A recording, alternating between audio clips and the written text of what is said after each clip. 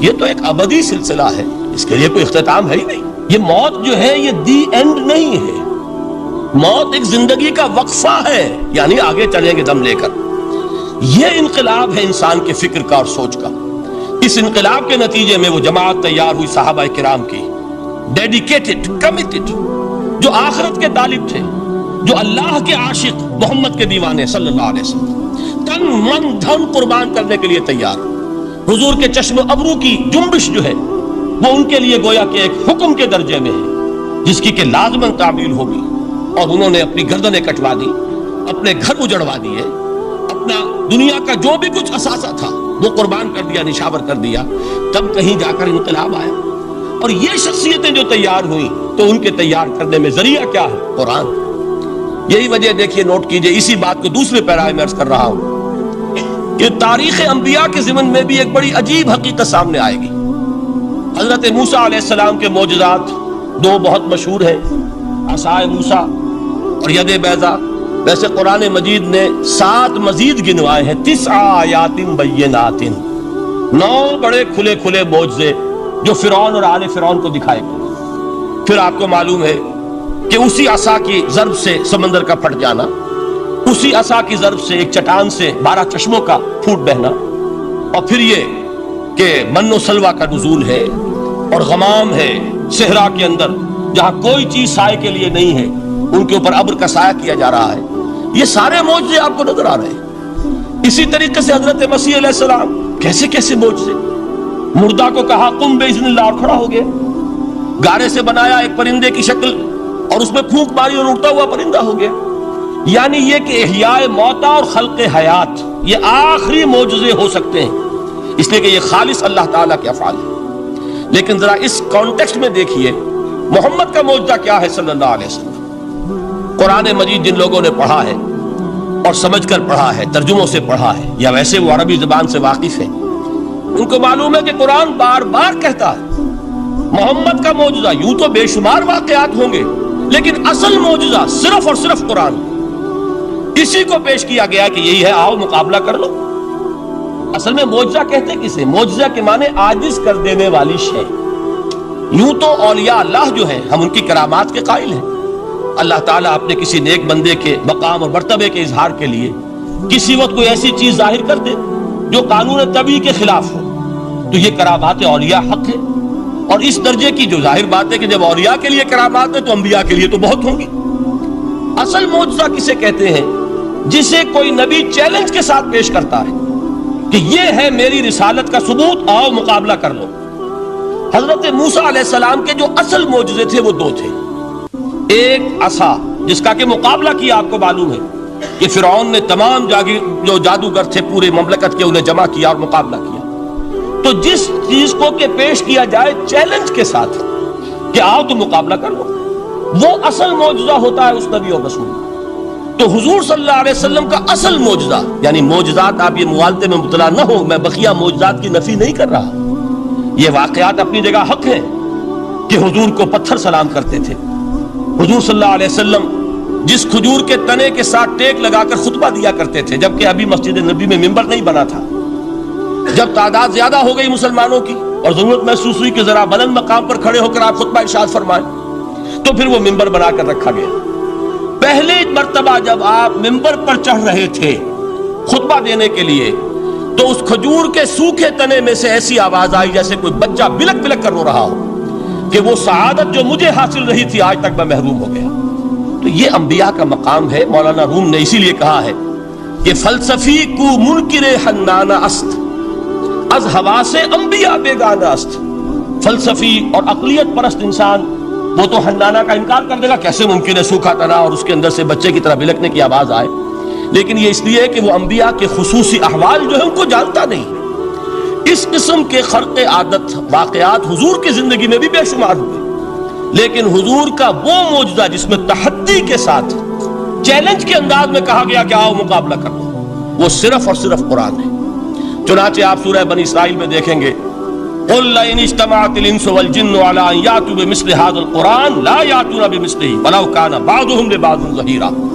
اے نبی چیلنج کر دیجئے، اگر تمام انسان اور تمام جن مل کر یہ چاہیں کہ اس قرآن جیسی کوئی تصنیف کر دیں تو چاہے وہ ایک دوسرے کا کتنی بھی اس میں مدد کریں اور تعاون کریں، وہ ہرگز قرآن جیسی کتاب تصنیف نہیں کر سکتے۔ اس سے آگے بڑھ کر یہ بات کہی گئی، اچھا پورا قرآن نہیں لا سکتے، اس قرآن کی طرح کی 10 صورتیں ہی تصنیف کر لو۔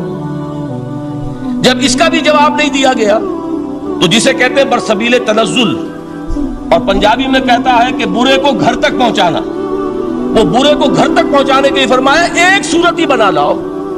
یہ سورہ ہود میں اور سورہ یونس میں یہ مضمون آیا، اور پھر سورہ بقرہ میں ہجرت کے بعد جو پہلی صورت نازل ہوئی اس میں پھر اس کو دہرا دیا گیا، وَإِن كُنتُمْ فِي رَيْبٍ مِّمَّا نَزَّلْنَا عَلَىٰ عَبْدِنَا فَأْتُوا بِسُورَةٍ مِّن مِّثْلِهِ وَادْعُوا شُهَدَاءَكُم مِّن دُونِ اللَّهِ إِن كُنتُمْ صَادِقِينَ کہ اگر تمہیں کوئی شک ہے اس کتاب کے بارے میں جو ہم نے نازل فرمائی ہے، شک کیا ہوگا؟ شک اسی بات میں ہوگا کہ شاید یہ محمد کا اپنا کلام ہے صلی اللہ علیہ وسلم، یا کوئی اور انسان ہے جو انہیں سکھا پڑھا رہا ہے۔ اگر تمہیں اس نوعیت کا کوئی شک ہے تو اس جیسی ایک صورت بنا لاؤ، فاتو بسورۃ من مثلی، اور نوٹ کیجئے گا سورۃ العصر بھی صورت ہے، سورۃ الکوثر بھی صورت ہے، 3 آیات بھی اگر ایسی تم تصنیف کر کے لے آؤ تب تو تمہیں کچھ شک کرنے کا حق حاصل ہوگا، اور اگر نہیں کر سکتے تو جان لو فَإِن لَمْ تَفْعَلُوا وَلَن تَفْعَلُوا، پھر اگر تم ایسا نہ کر سکو اور ہرگز نہیں کر سکو گے، ذرا چیلنج کا انداز دیکھیے کہ ہرگز نہیں کر سکو گے، فَاتَّقُوا النَّارَ الَّتِي وَقُودُهَا النَّاسُ وَالْحِجَارَةُ، ڈرو اس آگ سے جس کا ایندھن بنیں گے انسان اور پتھر۔ اب اس بات کو سمجھیے کہ تاریخی حقیقت ہے یہ، جس کا کوئی کافر انکار نہیں کر سکتا، کہ وہ کوئی شخص اس چیلنج کو قبول کرنے کی جرات نہیں کر سکا۔ اگر جھوٹ موٹ کو بھی کوئی کھڑا ہو جاتا اور کہتا کہ ٹھیک ہے میں نے یہ ایک صورت بنائی ہے اور میرا دعویٰ یہ ہے کہ یہ قرآن جیسی ہے، تو ایک کنٹروورسی تو پیدا ہو جاتی نا۔ کچھ لوگ چاہے کہتے کہ نہیں یہ قرآن کے سطح کی نہیں ہے، لیکن یہ کہ اس کا دعویٰ تو ہو جاتا۔ لیکن تاریخ یہ بتا رہی ہے کہ سرے سے کسی شخص نے اس کی جرات نہیں کی، اس درجے وہ قرآن سے مرعوب ہوئے۔ تو حضور کا سب سے بڑا معجزہ جو آج تک زندہ ہے، اس کو ذہن میں رکھیے، میں نے جو حضرت موسیٰ حضرت عیسیٰ کے معجزات گنوائے ہیں وہ در حقیقت ان کی اپنی ذات کے ساتھ تھے۔ ید بیضا موسیٰ کے ساتھ تھا، عصا معجزہ اس وقت تھا جب موسیٰ کے ہاتھ میں تھا، اس کے بعد کئی 100 برس تک وہ صندوق سکینہ جو ہے، تابوت سکینہ، اس میں وہ عصا رکھا رہا، لیکن اب وہ معجزہ نہیں تھا، وہ سوکھی لکڑی تھی، اس کے سوا کچھ نہیں۔ تو تمام انبیاء اور رسول کے معجزے ختم ہو گئے، وہ ان کی ذات کے ساتھ تھے۔ محمد الرسول اللہ کی رسالت دائمی ہے تا قیام قیامت، لہذا معجزہ بھی آپ کا دائمی ہے، وہ معجزہ آج بھی موجود ہے۔ البتہ میں ادھر ضرور توجہ دلاؤں گا کہ قرآن مجید کے اعجاز کے 3 پہلو ہیں۔ پہلا پہلو، اور زیادہ تر اسی کی طرف توجہ زیادہ ہوئی ہے، وہ ہے قرآن کی فصاحت، بلاغت، ادبیت، اس کی چاشنی۔ ظاہر بات ہے کہ اس کا شعور اور ادراک صرف عربوں کو ہو سکتا ہے، بلکہ میرے خیال میں ناراض نہ ہو اہل عرب تو آج کے عربوں کو بھی نہیں ہو سکتا۔ یہ اسی دور کے عرب، ان کی اپنی جو اس وقت کی زبان تھی، اس زبان میں فصحاء، بلغاء، شعراء، خطباء، ان کو اتنا ذوق تھا کہ وہ باقی پوری دنیا کو کہتے تھے یہ گونگے ہیں، بولنا ہمیں آتا، خطیب ہم ہیں، شاعر ہم ہیں، خطبہ ہم دے سکتے ہیں، شعر ہم کہہ سکتے ہیں، باقی سب تو عجمی ہیں، گونگے ہیں، ان کے اندر نہ فصاحت ہے، نہ بلاغت ہے، نہ ان کے کلام میں چاشنی ہے، نہ اس کے اندر کوئی شکو ہے۔ یہ دعویٰ جنہیں تھا، جب ان کے منہ بند ہو گئے قرآن کو سننے کے بعد کہ اس کلام کا کوئی مقابلہ ممکن نہیں ہے، جو ان کے سبع معلقہ کے شعراء میں سے آخری شاعر وہ ایمان لے آئے، اس کے بعد جب ان سے کہا گیا کہ اب آپ شعر نہیں کہتے، حضرت عمر نے ایک مرتبہ ان سے سوال کیا کیا بات ہے، اب آپ نے شعر کہنے چھوڑ دیے؟ تو ان کا جواب یہ تھا اب بعد القرآن، کیا اب قرآن کے بعد بھی اس کا امکان ہے کہ کوئی شخص اپنی فصاحت اور بلاغت کا کوئی اظہار کرنا چاہے؟ یہ تو فصاحت اور بلاغت کی ایک معراج ہے کہ جس تک کہ اب کسی انسان کی رسائی ممکن نہیں۔ تو فصاحت اور بلاغت جو ہے قرآن کے اور اس کی ادبیت، در حقیقت اس کا ادراک تو ہو سکتا ہے صرف اہل زبان کو۔ ہم لوگ جو ترجموں سے پڑھتے ہیں، چاہے کتنی ہی گرامر پڑھ لیں، کتنی صرف و نحو پڑھ لیں، واقعہ یہ ہے کہ وہ جو ایک ہوتا ہے نفس پر جب انگلی آتی ہے تو جو ایک آپ کو فیل ہوتی ہے، وہ فیل ہم جو عجمی لوگ ہیں جن کی مادری زبان عربی نہیں ہے، وہ قرآن مجید کی فصاحت اور بلاغت کو اس طور سے نہیں سمجھ سکتے جیسے کہ اہل زبان سمجھ سکتے ہیں، اور خاص طور پر جیسے کہ اس زمانے کے اہل زبان نے سمجھا۔ آج چونکہ عربی زبان ویسے تو جو اس کی فصیح لینگویج ہے وہ جو کہ تو اپنی اصل پر قائم ہے، وہ اسی قرآن کے طفیل اور قرآن کے صدقے قائم ہے، ورنہ دنیا میں کوئی دوسری زبان نہیں ہے کہ جو 1500 برس تک اتنی پیور رہ جائے، اس میں تبدیلی آتی ہے۔ خود اردو جو ہے 300 برس کی اردو، دکن کی اردو، ذرا اس کو کبھی پڑھیے تو آپ حیران ہوں گے کہ یہ اردو زبان ہے اور آج کی اردو کوئی اور ہے۔ یہ صرف 200-250 برس کے اندر یہ انقلاب اردو میں ہو چکا ہے۔ عربی زبان 1500 برس سے وہ قائم ہے اپنی اسی جگہ پر، اور وہ صرف قرآن کا اعجاز اور قرآن کا صدقہ ہے۔ لیکن باقی جو اصل میں بولی جانے والی زبانیں ہیں وہ بہت بدل چکی ہیں، لہذا تمام اہل عرب کے لیے بھی اب قرآن کے اس پہلو کو صحیح طور پر سمجھنا ممکن نہیں۔ قرآن کی جو اعجاز کے 2 پہلو ہیں وہ ہے در حقیقت جو میری اور آپ کی توجہ کے خاص طور پر در حقیقت حقدار ہیں، اور ہمیں ان کی طرف توجہ کرنی چاہیے۔ بدقسمتی سے اس کی طرف عام طور پر علماء نے توجہ نہیں کی، اس کی صرف ادبیت ہی کا چرچا ہوتا ہے۔ اصل میں قرآن مجید علم انسانی کی معراج، فکر، فلسفہ، حکمت، قرآن کی ابدی حکمت، قرآن کا ابدی فلسفہ، قرآن انسانی مسائل کا جو حل دیتا ہے، قرآن نے سوشل سائنسز میں جس طریقے سے رہنمائی کی ہے، یہ 2 پہلو ہیں اس کے اعجاز کے، جس کی کہ آج ہمیں ضرورت ہے کہ ہم اس کا شعور اور ادراک حاصل کریں۔ اس کے ضمن میں خاص طور پر علامہ اقبال کا نام لینا چاہتا ہوں۔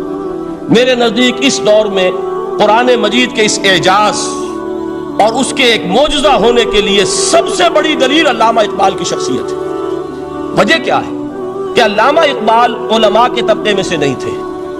ظاہر بات ہے کہ جن کا پورا جو ہے جن کی زندگی گزرتی ہو قال اللہ قال الرسول میں، ان کے دلوں میں عظمت قرآن کی، ان کے دلوں میں حضور کی محبت، یہ تو سمجھیے کہ ہونی ہی چاہیے، ان کے شب و روز اسی میں گزرتے ہیں۔ لیکن یہ کہ ایک ایسا شخص جس کی تعلیم ہے کالجوں کی، یونیورسٹیوں کی، جس نے مشرق اور مغرب کے فلسفے کھنگال ڈالے، وہ شخص، اور وہ بھی اس دور میں جبکہ ہم پر مغرب سے مروبیت بہت شدید تھی۔ آج تو وہ مروبیت بہت کم ہو چکی ہے۔ آج تو ہمارا عام نوجوان جو ہے وہ آنکھوں میں آنکھیں ڈال کر بات کرتا ہے، اس میں خود اعتمادی ہے۔ ہمارا بھی اپنا ایک معاشی نظام ہے، ہمارا اپنا ایک سیاسی نظام ہے، ہمارا ایک اپنا سماجی نظام ہے، ہماری اپنی سوشل ویلیوز ہیں۔ آج کا نوجوان الحمدللہ احیاء اسلام کی وہ جد و جہد جو ہے وہ مرحلہ در مرحلہ بہرحال آگے بڑھ رہی ہے، وقت لگے گا، لیکن یہ کہ اس میں یقیناً ترقی ہوئی ہے۔ اسی کا مظہر یہ ہے کہ خود اعتمادی ہے، we have confidence۔ ہم جانتے ہیں کہ اسلام ایک دین ہے، مکمل دین ہے، اس کے پاس زندگی کے تمام مسائل کا حل ہے۔ لیکن یہ ہے آج 1985 کی بات۔ علامہ اقبال اس صدی کے آغاز میں گئے ہیں یورپ، جبکہ ہم محکوم تھے انگریز کے، ایک حاکم قوم کے ہاں جا کر۔ اس سے مروبیت کتنی شدید اس وقت تھی، جو جاتا تھا اکثر و بیشتر جو ہے واپس آتا تھا تو کھڑے ہو کر پیشاب کرنا ضروری سمجھتا تھا، اس لیے کہ اس نے وہاں پر لوگوں کو یہی کرتے دیکھا۔ ان کا لباس، ان کی وضاقت، ان کی تہذیب، ان کا تمدن، ہر طرح سے ان کے گن گاتا ہوا، ان کے لیے وہ بہت قصیدے جو ہے تعریف کے کہتا ہوا آتا تھا۔ لیکن ایک علامہ اقبال کی شخصیت وہ ہے کہ وہ یہ خود کہتے ہیں کہ میں اس آگ میں ڈالا گیا ہوں مثل خلیل، مغربی تہذیب کے اس الاؤ میں مجھے اس طرح ڈالا اللہ نے جیسے کہ حضرت ابراہیم کو آگ میں ڈلوایا۔ میں اس تہذیب کے اس الاؤ کے اندر سے ہو کر آ رہا ہوں، اور میں نے یہ دیکھ لیا ہے کہ یہ تہذیب کھوکھلی ہے، اس کے اندر کوئی پائیداری نہیں ہے، نظر کو خیرہ کرتی ہے تب چمک تہذیب حاضر کی، یہ سنائی مگر جھوٹے نگوں کی ریزہ کاری ہے۔ اور دیار مغرب کے رہنے والوں، خدا کی بستی دکان نہیں ہے، کھڑا جسے تم سمجھ رہے ہو وہ اب زرے کا معیار ہوگا۔ تمہاری تہذیب اپنے خنجر سے آپ ہی خودکشی کرے گی، جو شاخ نازک پہ آشیانہ بنے گا لا پائیدار ہوگا۔ اب آپ اندازہ کیجئے وہ شخص جو بنیادی طور پر فلسفی ہے، فلسفے کا طالب علم ہے، وہ جرمنی اور انگلستان میں جا کر فلسفے کھنگالنے کے بعد اسے اگر تسکین حاصل ہوئی، اس کی جو علم کی پیاس تھی اگر اسے سیری حاصل ہوئی تو صرف قرآن کے ذریعے سے۔ نہ کہیں جہاں میں اما ملی، جو اما ملی تو کہاں ملی میرے جرم خانہ خراب کو تیرے عفو بندہ نواز میں۔ یہ وہ شخص ہے، آخری زندگی میں ان کا کام صرف ایک رہ گیا تھا، قرآن کی تلاوت۔ بڑے بڑے فلسفی ملنے آتے تھے علامہ اقبال سے ملنے، وہ سمجھتے تھے بڑی لائبریری ہوگی، جیسے بڑے وکیل اس کی لائبریری آپ کو معلوم ہے کتنی جلدیں رکھی ہوں گی، خوبصورت جلدیں بنی ہوئی. ایسے ہی کوئی بڑا فلسفی، بڑا پروفیسر، اس کی سٹڈی، اس کی کتابیں بڑی مروب کن ہونی چاہیے. لیکن علامہ اقبال کے ہاں سب کتابیں اٹھوا دی تھی انہوں نے، صرف ایک کتاب رہ گئی. اور سید نذیر نیازی کا نام آپ نے سنا ہوگا. انہوں نے جب یہ گواہی دی ہے، یہ واقعہ شاید آپ کے علم میں نہ آیا ہو، یہ بہت اہم واقعہ ہے. وہ یہ لکھتے ہیں کہ میں نے ایک مرتبہ علامہ سے پوچھا کہ کچھ لوگ اعتراض کرتے ہیں یا یہ خیال ظاہر کرتے ہیں کہ آپ نے اپنا فلسفہ خودی نیٹشے سے لیا ہے، کوئی کہتا فلاں سے لیا ہے، کوئی کہتا فلاں سے لیا ہے. کچھ آپ خود بتا سکیں گے کہ آپ کے فلسفہ خودی کی سورس کیا ہے؟ تو علامہ نے کہا کہ اچھا کل فلاں وقت آ جانا تو میں تمہیں لکھوا دوں گا، ڈکٹیٹ کرا دوں گا. تو سید نذیر نیازی کہتے ہیں کہ میں بہت خوش ہوا کہ یہ سعادت میرے حصے میں آ رہی ہے کہ علامہ اقبال خود مجھے تحریر کرائیں گے کہ میرے فلسفے کی سورس کیا ہے، میں نے کہاں سے اخذ کیا. دوسرے روز وہ گئے، حاضر ہوئے، بڑے ہی ارمانوں کے ساتھ پینسل اور کاپی لے کر بیٹھے. علامہ نے فرمایا ذرا قرآن مجید نکال لاؤ. وہ قرآن مجید لائے، حیران ہوئے، یہ فلسفے کا سورس مجھے ڈکٹیٹ کرانے چلے تھے، یہ قرآن مجید کہہ رہے. کہا کہ ذرا سورۃ الحشر اس کا آخری رکوع، وَلَا تَكُونُوا كَالَّذِينَ نَسُوا اللَّهَ فَأَنسَاهُمْ أَنفُسَهُمْ أُولَٰئِكَ هُمُ الْفَاسِقُونَ. اے لوگوں، ان لوگوں کے مانند نہ ہو جانا جنہوں نے اللہ کو بھلا دیا تو اللہ نے انہیں اپنی خودی سے غافل کر دیا، اپنے آپ سے بیگانہ بنا دیا. یہی ہیں لوگ جو فاسق ہیں. علامہ نے کہا میرے فلسفے کی سورس یہ میں آپ کو بتانا چاہتا ہوں. اس معنی میں کہتا ہوں کہ اس دور میں علامہ اقبال کی شخصیت کو میں اعجاز قرآن کا سب سے بڑا مظہر سمجھتا ہوں. ایک شخص 20ویں صدی عیسوی کی شخصیت، اور پھر یہ کہ وہ کہیں مسجد اور کسی مدرسے کے ماحول میں پلا بڑھا نہیں ہے، بلکہ اسکولوں اور کالجوں میں اور یونیورسٹیوں میں، اور صرف ہندوستان میں نہیں، انگلستان اور جرمنی کی یونیورسٹیوں میں رہا، جس نے اپنا لوہا منوایا ہے.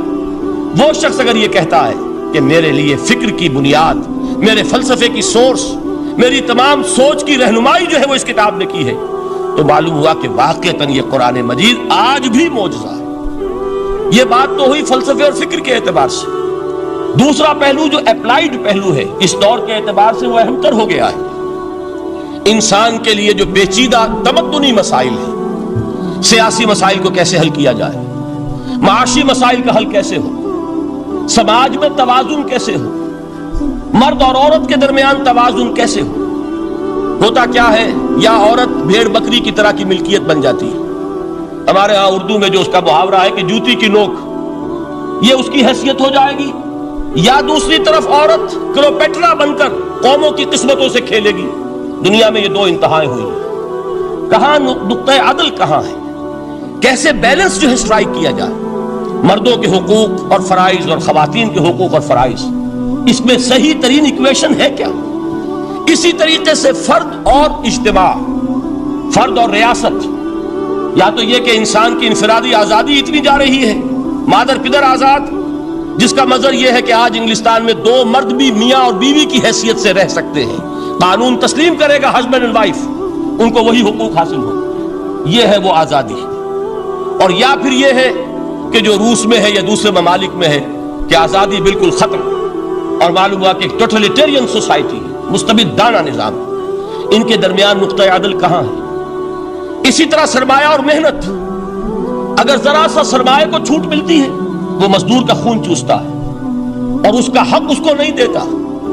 اقبال نے بہت خوبصورت انداز میں کہا ہے کہ خواجہ از خون رگے مزدور سازد لال ناب، از جفائے دہ خدایاں کشت دہ کا نا خراب. انقلاب انقلاب انقلاب.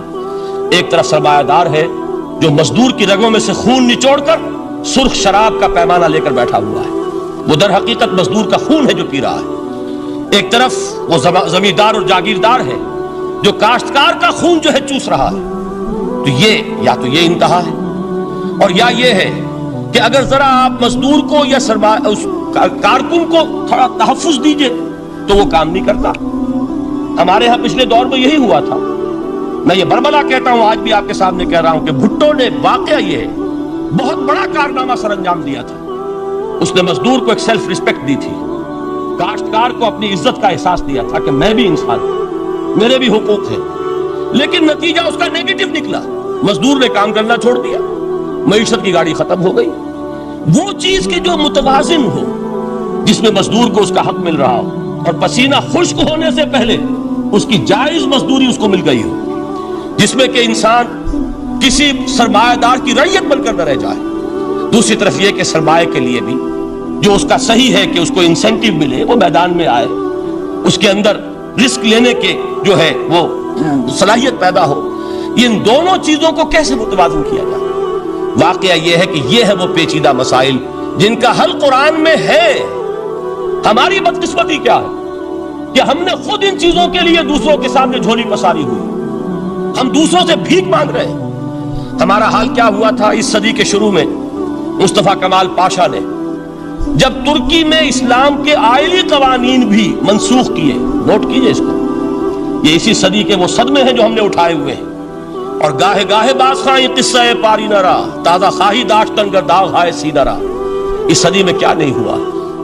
عربوں کی ریوولٹ ترکوں کے خلاف، ان کے پیٹھ میں جو خنجر گھونپا، اور ایک انگریز، ایک کرنل لارنس کی وہ ساری شرارت، اس کے نتیجے میں ایک عظیم مملکت عثمانیہ، سلطنت عثمانیہ، دی گریٹ آٹومان امپائر، اس کے چیتڑے اڑ گئے۔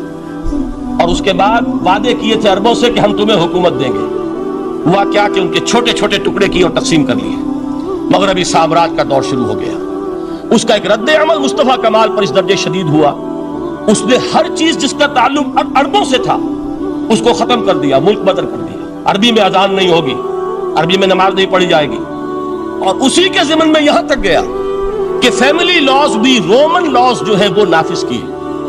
تو یورپ کے اخبارات نے اس وقت یہ طنز کیا تھا مسلمانوں پر، یہ مسلمان عجیب قوم ہے، کہتے یہ ہے کہ ہمارے پاس دنیا کا بہترین ضابطہ ہے، بہترین قانون ہے، ہمارے قانون سے بہتر کسی کا قانون نہیں۔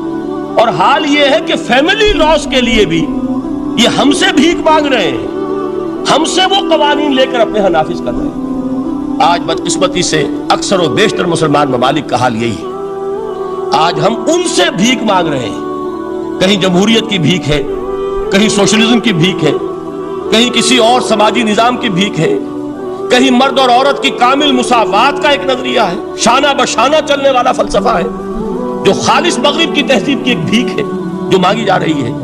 کاش کہ آج قرآن کے اس اصل اعجاز کی طرف، جو اس کا اصل معجزہ اس دور کے لیے، میں نے عرض کیا کہ اعجاز قرآنی کا وہ معجزہ کہ وہ فصاحت اور بلاغت کی معراج ہے، وہ یا تو اپریشیٹ کر سکتے اہل عرب، اور اہل عرب میں سے بھی حقیقت میں وہ جو قدیم جاہلی شاعری کے جاننے والے ہیں جو بہت کم رہ گئے، اب وہ جان سکتے ہیں کہ جب قرآن نازل ہوا تو کیوں زبانیں گنگ ہو گئی تھیں، کیوں کوئی ایک شخص جھوٹ موٹ کو بھی مدعی بن کر نہیں آ سکا کہ یہ میں نے قرآن کی جیسی ایک کتاب یا قرآن جیسی ایک سورت یا قرآن کی طرح کے چند جملے میں نے موضوع کر دیے ہیں۔ لیکن دوسرا پہلو ہے فکر اور فلسفہ، اس کے اعتبار سے جس کا سب سے بڑا ثبوت اس دور میں علامہ اقبال، اور تیسرا پہلو ہے Islamic social sciences, political science, economics, sociology.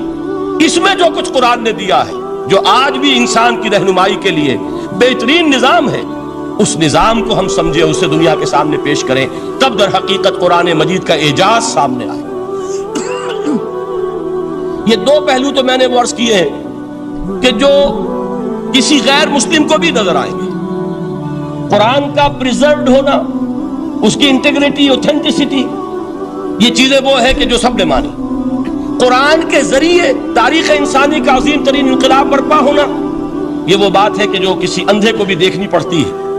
اس حقیقت کا اعتراف دشمن کو بھی کرنا پڑتا۔ میں یاد دلا دوں آپ کو، ایچ جی ویلز، آپ نے نام سنا ہوگا، سائنٹیفک فکشن میں اس کا بڑا اونچا مقام ہے، لیکن اس نے تاریخ نسل انسانی پر بھی دو کتابیں لکھی، a short history of the world اور a concise history of the world.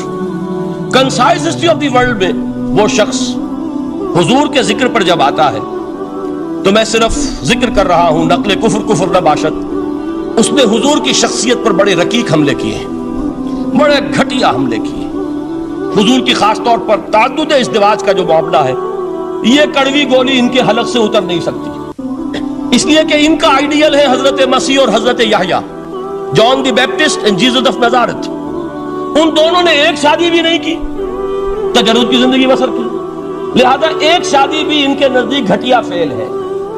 تو حضور نے تو کی ہیں 11 شادیاں، 11 نکاح کے، یہ جو کڑوی گولی ہے یہ ان کے حلق سے نیچے نہیں اترتی، اس لیے میں انہیں معذور سمجھتا ہوں۔ تو اس نے اس پہلو سے تو بڑے حملے کیے، لیکن خطبہ حجۃ الوداع کے وہ جملے جو ہے تاریخی پورے کے پورے اس نے کوٹ کیے، لا فضل لعربی علی عجمی ولا لعجمی علی عربی ولا لأحمر علی اسود ولا لأسود علی احمر الا بالتقوی کلکم بنو آدم وآدم من تراب۔ کسی عرب کو کسی عجمی پر کوئی فضیلت نہیں، کسی عجمی کو کسی عرب پر کوئی فضیلت نہیں، کسی گورے کو کسی کالے پر کوئی فضیلت نہیں، کسی کالے کو کسی گورے پر کوئی فضیلت نہیں سوائے تقوی کے۔ تم سب کے سب آدم کی اولاد ہو اور آدم مٹی سے بنائے گئے تھے۔ یہ الفاظ لکھ کر کہتا ہے کہ جہاں تک human fraternity, equality and freedom, تین الفاظ نوٹ کیجئے، انسانی حریت، انسانی مساوات، انسانی اخوت، کہتا ہے جہاں تک ان تین چیزوں کے واز ہیں، سرمنز کا تعلق ہے، وہ تو دنیا میں پہلے بھی بہت کہے گئے۔ عیسائی ہونے کے باوجود خاص طور پر نام لیتا ہے جیزس آف نزارت۔ سرمنز تو حضرت مسیح کے ہاں بھی بہت مل جائیں گے کہ تمام انسان برابر ہیں، سب کو بھائی بھائی ہونا چاہیے، سب انسان آزاد ہیں، تمیز بندہ و آقا فساد آدمیت ہے۔ لیکن وہ کہتا ہے کہ یہ ماننا پڑتا ہے تاریخ انسانی میں پہلی مرتبہ ان اصولوں پر ایک انسانی معاشرہ قائم کیا محمد نے صلی اللہ علیہ وسلم۔ یعنی حضور کے ساتھ یہ معاملہ ایمپٹی سلوگنز کا نہیں ہے، یہ صرف واز نہیں ہے، یہ صرف سرمنز نہیں ہیں، یہ ایمپٹی سلوگنز نہیں ہیں۔ He translated these things into actuality۔ ایک حقیقت، ایک واقعہ کی شکل دی ہے محمد نے صلی اللہ علیہ وسلم۔ وہ معاشرہ پیدا کیا جس میں انسانی اخوت، انسانی مساوات اور انسانی حریت، یہ تینوں اقدار بتمام و کمال موجود تھی۔ یہی وجہ ہے اس صدی میں نوٹ کیجئے، گاندھی جی، موہن داس کرم چند گاندھی، جس کو آج پوری دنیا میں تسلیم کیا جاتا ہے، عالم عرب میں بھی مہاتما گاندھی کی بڑی عزت ہے۔ پنڈت نہرو کا کسی زمانے میں استقبال ہوا تھا ریاض میں، تو ہمیں بہت غصہ آیا تھا کہ مرحبا برسول السلام، welcome to the prophet of peace, یہ الفاظ تھے کہ جن سے پنڈت نہرو کا استقبال ہوا تھا۔ غصہ ہمیں بہت آیا، یہ رسول کا لفظ استعمال کر دیا انہوں نے۔ بعد میں ہم نے سوچا بھائی رسول کے معنی ان کے ہاں ایلچی کے ہیں، تو انہوں نے اس کو اپنے جو بھی غلطی میں سمجھا یا صحیح سمجھا اس کو چھوڑ دیجئے، میں کوئی سیاسی گفتگو نہیں کرنا چاہتا۔ انہوں نے سمجھا کہ یہ شخص اس وقت امن کا پیغام بر ہے، لہذا اس کو ویلکم کیا۔ بہرحال گاندھی جی کا جہاں تک معاملہ ہے، آپ کے علم میں ہے کہ پوری دنیا میں اس شخص کی عظمت کو تسلیم کیا گیا ہے۔ ہمارا معاملہ، ہندوستانی مسلمانوں کا معاملہ، یہ دوسرا ہے۔ وہ تو آپ کو معلوم ہے کہ جوتا جسے کاٹتا ہے اسے پتا چلتا ہے کہ یہ جوتی کاٹ رہی ہے، ورنہ دیکھنے والے کو پتا چلے گا بڑا خوبصورت جوتا ہے، بڑا عمدہ جوتا ہے، کوئی اس میں خرابی نہیں ہے، لیکن جسے وہ پنچ کر رہی ہے اسے پتا ہے کہ یہ ہے کیا۔ اس اعتبار سے ہمارا معاملہ علیحدہ ہے، لیکن دنیا کو بہت خوبصورت اور بہت ہی اعلیٰ اور بہت ہی اونچی شخصیت ایک نظر آتی ہے۔ بہرحال ایک پہلو سے یقیناً ماننا پڑے گا اس کی عظمت کو، کہ ہندو قوم کے لیے اور ہندوستان کے لیے، اس کی آزادی کے لیے جو عظیم جدوجہد کی ہے، اس میں کوئی شک نہیں۔ میں اس وقت جو بات عرض کرنا چاہتا ہوں کہ 1937 کا تصور کیجئے۔ 1937 میں آپ کو معلوم ہے 1935 میں قانون بنا تھا، اور پہلی مرتبہ الیکشنز ہوئے تھے بر صغیر میں 1937، اور وہ ہوئے تھے صوبائی الیکشنز۔ ان کے نتیجے میں وزارتیں قائم ہوئی، مسلم لیگ نے بائیکاٹ کیا تھا الیکشن کو، لہذا پورے ہندوستان میں تمام صوبوں میں کانگریس کے وزراء کی وزارتیں بنی۔ ہریجن اخبار میں ایک مقالہ لکھا تھا گاندھی جی نے اس وقت، جس میں کہ ان کانگریسی وزراء کے سامنے نصیحت کے انداز میں یہ بات رکھی تھی کہ آج جب کہ آپ لوگوں کو اختیار مل رہا ہے، اور حکومت، یہ پہلی انسٹالمنٹ تھی جو انگریزوں نے دی تھی ہمیں، سیلف رول یا ہوم رول کی پہلی انسٹالمنٹ تھی، تو جو بھی تمہیں اختیارات مل رہے ہیں اس میں میں تمہارے سامنے حضرت ابو بکر اور حضرت عمر کی مثال رکھتا ہوں۔ یہ ہے وہ بات کہ جادو وہ جو سر چڑھ کر بولے۔ عربی میں کہتے ہیں الفضل ما شہدت بہ الاعداء، اصل فضیلت وہ ہے جس کا کہ دشمن اعتراف کرے۔ مہاتما گاندھی اگر اعتراف کر رہا ہے کہ تاریخ انسانی کی عظیم ترین شخصیتیں حکومت کی سطح پر وہ ابو بکر اور عمر ہیں، تو ابو بکر اور عمر کس درخت کے پھل ہیں؟ وہ شجرہ طیبہ، شجرہ نبوت ہے کہ جس کے پھل ہیں ابو بکر اور عمر، جن کو تربیت دی ہے محمد نے صلی اللہ علیہ وسلم۔ تو معلوم ہوا کہ یہ چیزیں وہ ہیں کہ جس کا لوہا آج دنیا مان رہی ہے لہذا ہمیں قرآن مجید کے اعجاز کے پہلو سے ان اعتبارات سے خود بھی توجہ کرنی چاہیے اور دنیا کو بھی ادھر متوجہ کرنا چاہیے۔ اب میں تبرکاً 3 مقامات سے میں نے آیات پڑھی ہیں۔ قرآن مجید کی عظمت کا وہ ادراک اور شعور جو ہمیں ہو سکتا ہے، ہم وہ کہ جو قرآن کو مانتے ہیں اللہ کا کلام، ہم اس بنیاد پر سمجھے کہ اللہ نے اپنے کلام کی کیا مدح کی ہے۔ اور نمبر 2 یہ فارسی کا ایک مصرع ہے کہ قدر گوہر شاہ دانت یا بدانت گوہری، ہیرے جواہرات کی قدر و قیمت یا بادشاہوں کو معلوم ہوتی ہے جو ان میں کھیلتے ہیں، اور یا یہ کہ جوہری کو جو ان کا کاروبار کرتا ہے، جانتا ہے، پہچان ہے، پرکھتا ہے۔ عام آدمی کو کیا پتا، اس کے ہاتھ پہ اگر کوئی آپ ہیرا رکھ دیں وہ سمجھے شاید کوئی کانچ کا ٹکڑا، اسے اس کے اندر کوئی فرق محسوس نہیں ہوگا۔ قدر گوہر شاہ دانت یا بدانت گوہری، کہ ہیرے جواہرات جو ہیں ان کی قدر و قیمت کا اندازہ یا بادشاہوں کو ہوتا ہے یا جوہری کو ہوتا ہے۔ تو قرآن مجید کا عظمت کا صحیح ادراک یا اللہ کو ہے یا محمد الرسول اللہ کو ہے صلی اللہ علیہ وسلم۔ باقی جو کچھ دنیا دیکھتی ہے وہ تو وہ ظاہر کا ایک پہلو ہے، وہ تاریخی حقائق ہیں جو میں نے آپ کے سامنے رکھے۔ باقی قرآن مجید کی عظمت کا کوئی صحیح ادراک ہو سکتا ہے یا وہ اللہ تعالیٰ کی زبانی اور یا ہوگا محمد الرسول اللہ صلی اللہ علیہ وسلم کے فرامین کی روح سے۔ اسی لیے میں نے 3 جگہ سے آیات پڑھی ہیں۔ ایک مقام سے سورہ رحمان کی ابتدائی 4 آیات، سورہ یونس کی 2 آیات، سورہ حشر کی 1 آیت، اور 3 احادیث نبویہ ہیں جن کا میں نے ذکر کیا ہے، اس لیے کہ تیسری جو ہے وہ بہت طویل حدیث ہے، وہ پوری میں اس وقت نہیں پڑھ سکتا تھا، اس کے صرف ابتدائی اور آخری کلمات میں نے اس وقت آپ کو سنائے۔ میں تھوڑی سی تشریح ان کی کروں گا تاکہ قرآن مجید کی عظمت کا جو نقش میرے اور آپ کے قلب پر ہونا چاہیے وہ صحیح در حقیقت ان آیات اور احادیث کی روشنی میں ہمارے دلوں پر قائم ہو جائے۔ دیکھیے قرآن مجید کی عظمت یہ کلام ہے، اس کی کلام کی عظمت کا پہلا پہلو ہے متکلم کی عظمت کے اعتبار سے۔ عربی میں کہا جاتا ہے کہ کلام الملوک ملوک الکلام ہے، بادشاہوں کا کلام کلاموں کا بادشاہ ہوتا ہے۔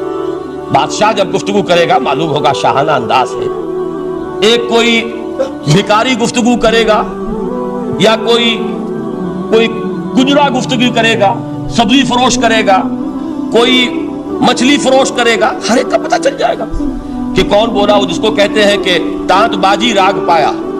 2 جملے کوئی شخص بولے گا پتہ چل جائے گا کتنے پانی میں ہے، اس کے علم کا، فضل کا، تہذیب کا، تمدن کا کیا معیار ہے۔ اس لیے کہ کلام جو ہے در حقیقت متکلم کی پوری شخصیت کی عکاسی کرتا ہے، اس کا مقام کیا ہے، اس کا مرتبہ کیا ہے، اس کے ذہن کی بلندی کیا ہے، اس کے فکر کی گہرائی کیا ہے، اس کے افق ذہنی کی وسعت کیا ہے، اس سب کا اندازہ ہوگا کلام سے۔ تو اب یہ کلام ہے اللہ کا، معلوم ہوا کہ اللہ کی صفات کا ایک کامل عکس قرآن مجید میں موجود ہے۔ یہ بات سمجھیے، اس کو قرآن نے کس طرح بیان کیا، یہ وہ لطیف حقائق ہیں جن کے لیے قرآن مجید تمثیل کا پیرایا اختیار کرتا ہے۔ اب سورہ حشر کی تمثیل کیا ہے؟ لو انزلنا هذا القرآن على جبل، اگر ہم نے اس قرآن کو کسی پہاڑ پر اتار دیا ہوتا، لرأيته خاشعا متصدعا من خشیت اللہ، تم دیکھتے اس پہاڑ کو کہ اللہ کی خشیت سے دب جاتا اور پھٹ جاتا۔ وَتِلْكَ الْأَمْثَالُ نَضْرِبُهَا لِلنَّاسِ لَعَلَّهُمْ يَتَفَكَّرُونَ، اور یہ مثالیں ہیں جو ہم لوگوں کے لیے بیان کرتے ہیں تاکہ وہ تفکر سے کام لیں، غور و فکر کریں۔ اگر میں اور آپ قرآن کی عظمت سے واقف نہیں ہوں گے، اس بات کو نوٹ کر لیجئے، تو میں اور آپ اپنا وقت کیسے صرف کریں گے اس کے لیے؟ انسان کا ایٹیٹیوڈ بڑا یوٹیلیٹیرین ہے، آج کے انسان کا خاص طور پر۔ وہ کسی ایسے ہی کام کے لیے وقت لگائے گا جس میں اس کے لیے فائدہ ہو، اور اس فائدے کی چیز اگر نہیں ہے تو اس کی طرف متوجہ نہیں ہوگا۔ اگر قرآن مجید کی عظمت کا ہمیں ادراک ہو جائے تو ہم اپنا پورا وقت اس کے لیے وقف کر دیں گے، اس کو سمجھیں گے، اس کی گہرائیوں میں غوطہ زنی کریں گے، جیسے اقبال نے کہا کہ قرآن میں ہو غوطہ زن اے مرد مسلمان۔ لیکن اگر یہ کہ اس کی عظمت کا ادراک نہ ہوا تو بس یہ کہ کبھی اتفاق ہو گیا کہ کھول لیا اور اس کو پڑھ بھی لیا بغیر سمجھے، اور اس کا ثواب کسی اور کو پہنچا دیا، وہ آج حصول ثواب بھی نہیں رہا، ایصال ثواب ہی رہ گیا۔ ورنہ یہ کہ بہرحال علامہ اقبال نے جو اس پر پھپتی چست کی ہے کہ بآیا تشترا کارے جزی نیست کہ از یاسین او آساں بمیری، اس قرآن کی عظیم آیات سے اے مسلمان آج تیرا سروکار صرف اتنا رہ گیا ہے کہ کوئی شخص مر رہا ہو، عالم نزع میں ہو، تو اس کو یاسین سنا کر اس کی جان جلدی سے نکال دو۔ آسانی سے نکل جائے، بس یہ سروکار رہ گیا۔ میں یہ نہیں کہتا کہ نہ پڑھی جائے، حضور نے فرمایا پڑھنی چاہیے، لیکن صرف یہ نہیں ہے اس کا مصرف۔ یہ تو انسانی زندگی کی رہنما کتاب بن کر نازل ہوئی ہے، اس کے اوپر اس اعتبار سے توجہ تم نہیں کر رہے ہو، بلکہ تمہاری اس کے ساتھ جو ہے دلچسپی صرف اتنی رہ گئی ہے۔ تو پہلی بات یہ کہ یہ سمجھیے کہ قرآن نے یہ تمثیل اختیار کی اپنے عظمت کے بیان کے لیے۔ اگر ہم نے اس قرآن کو پہاڑ پر اتار دیا ہوتا تو تم دیکھتے کہ وہ پھٹ جاتا اور دب جاتا۔ اب اس کو سمجھیے، القرآن یفسر بعضہ بعضا، قرآن کا ایک حصہ دوسرے حصے کی تفسیر کرتا ہے۔ سورہ اعراف میں واقع آیا ہے کہ حضرت موسیٰ علیہ السلام کا آپ کو معلوم ہے کہ کوہ طور پر اللہ تعالیٰ سے ہم کلامی کا شرف حاصل کرتے تھے، گفتگو ہو رہی ہے لیکن اللہ نظر نہیں آ رہا۔ اب اس کو اپنے اوپر طاری کیجئے کہ صاف سامنے آتے بھی نہیں، صاف چھپتے بھی نہیں۔ یہ جو صورتحال تھی کہ اگر کسی کی آپ آواز سن رہے ہیں، کلام سن رہے ہیں، سامنے نہیں آ رہا، تو آپ کے دل میں خواہش پیدا ہوگی کہ ذرا سا یہ پردہ بھی اٹھا دیا جائے، مجھے دیدار بھی حاصل ہو جائے۔ لہذا سورہ اعراف میں ہے جب کئی بار یہ شرف ہم کلامی حاصل ہوا اللہ سے، تو حضرت موسیٰ علیہ السلام نے بڑی ہمت سے کام لیا، بڑی جرت کی، درخواست کر دی، رب ارنی انظر الیک، یہ جو پردہ بیچ میں حائل کیا ہوا ہے پروردگار، تو میرا شوق دیکھ، میرا اشتیاق دیکھ، تو مجھے ذرا دیدار بھی عطا ہو جائے۔ اس پر کیا بات کہی گئی؟ لن ترانی، موسیٰ تم مجھے ہرگز نہیں دیکھ سکتے، تم اس جسد ظاہری کے ساتھ، اس جسد مادی کے ساتھ، ان عنصری آنکھوں سے میرا دیدار نہیں کر سکتے۔ ولیکن انظر الی الجبل، دیکھو ہم تمہیں ایک مثال دیے دیتے، ذرا اس پہاڑ کی طرف دیکھو، ہم اپنی ایک تجلی اس پر ڈالیں گے۔ فَإِنِ اسْتَقَرَّ مَكَانَهُ فَسَوْفَ تَرَانِي، اگر وہ پہاڑ ہماری تجلی کو جھیل جائے، تحمل کر لے، تو تم بھی سوچنا کہ شاید ہمیں دیکھ سکو۔ اس کے بعد ہوا کیا؟ فَلَمَّا تَجَلَّى رَبُّهُ لِلْجَبَلِ جَعَلَهُ دَكًّا وَخَرَّ مُوسَىٰ صَعِقًا، جب اللہ تعالیٰ نے پہاڑ پر اپنی ایک تجلی ڈالی تو وہ پہاڑ جو ہے پھٹ گیا، اور موسیٰ، اب دیکھیے براہ راست تجلی موسیٰ پر نہیں ہے، یہ انڈائریکٹ مشاہدہ ہے تجلی ربانی کا کہ جو پہاڑ پر ہوئی ہے، اور پہاڑ کی جو کیفیت ہوئی ہے اس کے مشاہدے سے حضرت موسیٰ بے ہوش ہو کر نکلے۔ وَصَعِقَ مُوسَىٰ خَرَّ مُوسَىٰ صَعِقًا، یہ ہے وہ مثال جو یہاں دی ہے قرآن کے لیے۔ لَوْ أَنزَلْنَا هَذَا الْقُرْآنَ عَلَىٰ جَبَلٍ لَرَأَيْتَهُ خَاشِعًا مُتَصَدِّعًا مِّنْ خَشْيَةِ اللَّهِ، نتیجہ کیا نکلا؟ انفر کیجئے، استدلال، استنتاج، نتیجہ یہ نکلا کہ جو تاثیر تجلی ذات ربانی کی ہے وہی تاثیر کلام ربانی کی ہے، صرف یہ ہے کہ ہمیں اس کا شعور نہیں، ہمیں اس کا ادراک نہیں۔ یہ بالکل ذات کی تجلی کی جو تاثیر تھی وہی قرآن خود بیان کر رہا ہے کہ اس کلام ربانی کی ہے۔ اس کو بھی علامہ اقبال نے خوب کہا ہے، فاش گویم آنچ در دل مزمرست، صاف کہہ دیتا ہوں جو کچھ میرے دل میں ہے، این کتابیں نیست چیزیں دیگرست، اسے کتاب نہ سمجھ بیٹھنا قرآن کو، یہ کتاب نہیں ہے، کچھ اور ہے۔ کچھ اور کیا ہے؟ مثل حق پنہاں ہم پیداستو، زندہ پائندہ گویاستو، یہ تو جیسے اللہ تعالیٰ کی ذات ہے، مثل حق، ذات حق سبحانہ و تعالیٰ کی طرح یہ زندہ ہے، پائندہ ہے۔ مثل حق، پائندہ گویاستو، یہ جو ہے زندہ ہے، یہ متکلم ہے، کلام نہیں ہے۔ کل صفات ربانیہ جو ہیں ظاہر اور باطن، مثل حق پنہا، ظاہر و پنہا، اور حی و قیوم جیسے اللہ کی ذات ہے، وہی صفات اس کلام کی ہے۔ اور اس کے بعد وہ شعر آیا تھا جو میں پہلے سنا چکا ہوں، چون بجاں در رفت جاں دیگر شود، جب یہ قرآن کسی انسان کے اندر سرایت کر جاتا ہے، اس کے دل پر نازل ہوتا ہے۔ دیکھیے یہ الفاظ آپ کو کہیں اور نہیں ملیں گے۔ میرے نزدیک جہاں علامہ اقبال اس دور میں قرآن کی عظمت کا سب سے بڑا ثبوت ہے، وہاں عظمت قرآنی کے سب سے زیادہ واقف اور اس کا سب سے زیادہ شعور رکھنے والے بھی علامہ اقبال۔ یہ الفاظ آپ کو کہیں نہیں مل سکیں گے کہ مثل حق پنہاں ہم پیداستو، زندہ و پائندہ و گویاستو، چون بجاں در رفت جہاں دیگر شود، جہاں چو دیگر شد جہاں دیگر شود۔ جب یہ انسانوں کے اندر سرایت کر جاتا ہے، ان کے اندر ایک انقلاب آ جاتا ہے، اور یہ اندر کا انقلاب ہے جو ایک عالمی انقلاب کا پیش خیمہ بنتا ہے۔ آپ آرڈیننس کے ذریعے سے نمازیں پڑھوائیں گے تو پھر نماز وہی پڑھی جائے گی جو آفس ٹائم میں آئے گی، باقی اور کیوں پڑھیں گے؟ وہ تو آرڈیننس کے ذریعے سے پڑھائی جا رہی ہے نا۔ اس کا حشر تو وہ ہوگا جو ہمارے ہاں دیکھا جا چکا ہے۔ اور اس وقت بھی، اس زمانے میں نے یہ سنا ایک جگہ کہ کلاس 4 امپلائیز جو ہیں، وہ شروع میں جب آرڈیننس نافذ ہوا تھا ہمارے ہاں تو دفتروں میں بڑا اہتمام ہوا، آفیسرز نے خاص طور پر بڑے اہتمام سے ظہر کی نماز پڑھنی شروع کی۔ لیکن مجھے بتایا گیا کہ کلاس 4 امپلائیز جو ہیں ہمارے، یہ ڈرائیورز ہیں، پینز ہیں، یہ کھڑے ہنستے رہتے ہیں، شریک نہیں ہوتے۔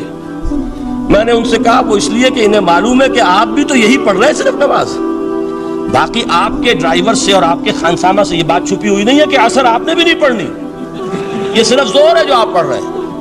تو یہ اصل میں اندر کا انقلاب جب تک نہ آئے، باہر کا ٹھوسا ہوا انقلاب، وہ تو جب پریشر ہٹ جائے گا تبدیلی ختم ہو جائے گا۔ چون بجاں در رفت جہاں دیگر شود، اندر انقلاب آئے، جب اندر تبدیلی ہو جائے گی اب انسان کا پورا وجود بدلے گا، پھر اس کے اندر سے تبدیلی جو ہے وہ ابھرے گی، اسے کسی خارجی دباؤ کی ضرورت نہیں ہوگی۔ جہاں جو دیگر شد جہاں دیگر شود، اور جب انسانی شخصیتوں کے اندر یہ انقلاب اندر سے آتا ہے تو پھر وہ عالمی انقلاب بنتا ہے، جیسے کہ محمد رسول اللہ کا انقلاب۔ واقعہ یہ ہے کہ اگر جوش کانسپیریسی، عبداللہ ابن سبا کی سازش اگر کامیاب نہ ہو گئی ہوتی اور مسلمانوں کے اندر آپس کا اختلاف اور سرپھٹول نہ ہو جاتا، جو حضرت عثمان کی شہادت، پھر حضرت علی کی شہادت رضی اللہ تعالی عنہما، اور حضرت علی کی دوران خلافت یہ آپس کے جو جنگیں ہوئی، جنگ جمل، جنگ صفین، جنگ نہروان، اگر یہ نہ ہوئی ہوتی تو جس سپیڈ کے ساتھ اور رفتار کے ساتھ انقلاب محمدی کی توسیع ہو رہی تھی علی صاحب الصلاۃ والسلام، کوئی طاقت دنیا میں نہیں تھی۔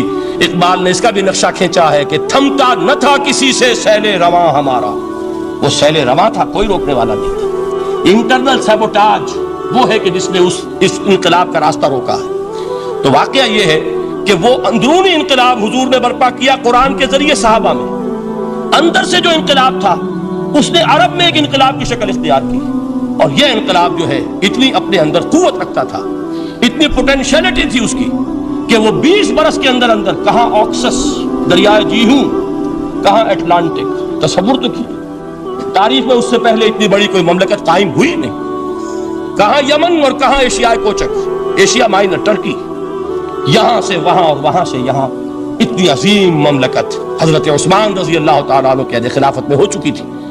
یہ بات اگر یہ چلتا معاملہ آگے تو کوئی قوت اب نہیں رہی تھی، سلطنت روما ختم ہو چکی تھی، سلطنت کسرا ختم ہو چکی تھی، پرختے اڑ گئے تھے، اب کون سی طاقت رہ گئی تھی جو سیلاب کا راستہ روکتی؟ یہ وہ یہودی سازش ہے جس نے اندر سے سیبوٹاج کیا۔ بہرحال یہ ہے انقلاب محمدی کا طریقہ، اندر سے تبدیلی۔ اسی کو علامہ اقبال نے کہا ہے، تیرے ضمیر پہ جب تک نہ ہو نزول کتاب، گرہ کشا ہے نہ راضی نہ صاحب کشاف۔ یہ قرآن اب بھی تم ایسے محسوس کرو کہ جیسے تمہارے دل پر نازل ہو رہا ہے۔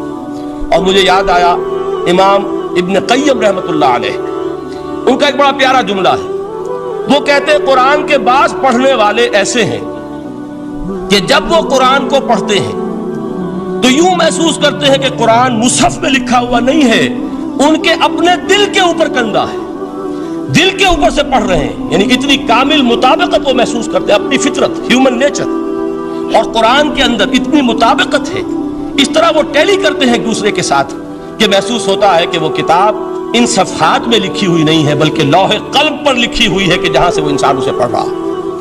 تو پہلی بات تو قرآن مجید کی آیت کے حوالے سے اس پہلو سے ہمارے سامنے آئی کہ جو تاثیر ہے ذات ربانی کی تجلی کی، وہی تاثیر ہے اس قرآن مجید کی، بشرطے کہ ہمارے دل جو ہیں وہ کچھ اپنے اندر اس استعداد اور صلاحیت کو پیدا کر لیں۔ دوسرا مقام ہے سورہ یونس کا۔ اب کسی کلام کی عظمت کا دوسرا پہلو ہو سکتا ہے اس کی افادیت کے اعتبار سے، اس سے فائدہ کیا ہوگا نوع انسانی کے لیے۔ دیکھیے 2 آیات، یہ عظیم خزانے ہیں عظمت قرآن کے۔ سورہ یونس میں یا ایھا الناس، اے لوگو، قد جاءتکم موعظۃ من ربکم وشفاء لما فی الصدور وہدی ورحمۃ للمؤمنین۔ 4 الفاظ نوٹ کر لیجیے۔ اے لوگو، آ گئی ہے تمہارے پاس وہ چیز تمہارے رب کی طرف سے جو موعظہ ہے۔ موعظہ کسے کہتے ہیں؟ نصیحت۔ اس بات کو ذرا سمجھ لیجیے ترتیب کیا ہے۔ نصیحت اسے کہتے ہیں، جی رہا نہیں جا رہا، میں نے اس کی ترتیب بدلی ہوئی ہے۔ مجھے یاد دلایا ایک صاحب نے کہ سورہ رحمان کی ابتدائی آیات کا بیان تو رہ گیا، وہ رہا نہیں، میں نے پڑھا کسی اور ترتیب سے تھا، بیان کسی اور ترتیب سے کر رہا ہوں۔ پڑھنے میں 4، 2 اور 1، اور اب جو میں بیان کر رہا ہوں پہلے 1 آیت سورہ حشر کی جو بیان کی، اب 2 آیات ہیں سورہ یونس کی۔ لوگوں تمہارے پاس آ گئی ہے تمہارے رب کی طرف سے موعظت، اور تمہارے سینوں کے اندر جو روگ ہیں ان کے لیے علاج۔ توجہ کیجئے گا، ہم نے قرآن کو کیا سمجھا ہے؟ صرف ایک مقدس کتاب، ایک حصول ثواب یا ایصال ثواب کا آلہ۔ قرآن ہے کیا؟ نمبر 1 موعظہ۔ موعظہ کسے کہتے ہیں؟ وعظ اسے کہتے ہیں وہ بات جس سے دل نرم ہو جائے، دل کے اندر گداز پیدا کرنے والی شے۔ وجہ کیا ہے؟ اعلیٰ سے اعلیٰ حکیمانہ بات کسی سے کہی جائے، دل سخت ہے، اثر نہیں ہوگا، ایک کرسٹ آ جاتا ہے انسان کے دل کے اوپر، جیسے کہ یہود کے علماء کے بارے میں فرمایا گیا، ثم قست قلوبکم فہی کالحجارۃ او اشد قسوۃ وان من الحجارۃ لما يتفجر منه الانہار وان منها لما يهبط من خشیۃ اللہ وان منها لما يشقق فيخرج منه الماء۔ اے لوگوں، پھر تمہارے دل سخت ہوتے چلے گئے، پھر وہ پتھروں کے مانند سخت ہو گئے، بلکہ ان سے بھی زیادہ سخت، اس لیے کہ پتھروں میں تو وہ بھی ہوتے ہیں کہ جو اللہ کے خوف سے گر جاتے ہیں، پتھروں میں وہ بھی ہوتے ہیں کہ جو اللہ کی خشیت سے پھٹ جاتے ہیں، ان میں سے پانی بہ نکلتا ہے۔ پتھر تو اس طرح کے ہیں، لیکن انسان کا دل جب سخت ہو جائے، جب پتھر بن جائے، تو کوئی شے دنیا کی اس کی سختی کا مقابلہ نہیں کر سکتی۔ پہلے اس سختی کو نرم کریں گے، جیسے زمین ہے چٹیل زمین، اس زمین کے اندر ہل چلے گا تو بارش جو ہے فائدہ دے گی، اس کو آپ زمین کو نرم کرتے ہیں تاکہ وہ بارش کو جذب کرے، ورنہ چٹیل زمین ہے سخت، وہ پانی بہ جائے گا اور وہ زمین کا جذب نہیں ہوگا۔ تو پہلا لفظ استعمال کیا موعظہ۔ یہ قرآن واعظ ہے، نصیحت ہے، دلوں کو نرم کرتا ہے، دلوں پر جو کرسٹ آ گیا ہے سخت اسے توڑتا ہے، اس میں ہل چلاتا ہے۔ پھر کیا کرتا ہے؟ پھر جب یہ جذب ہوتا ہے، شفاء لما فی الصدور، جو سینے کے روگ ہیں ان کے لیے شفا ہے۔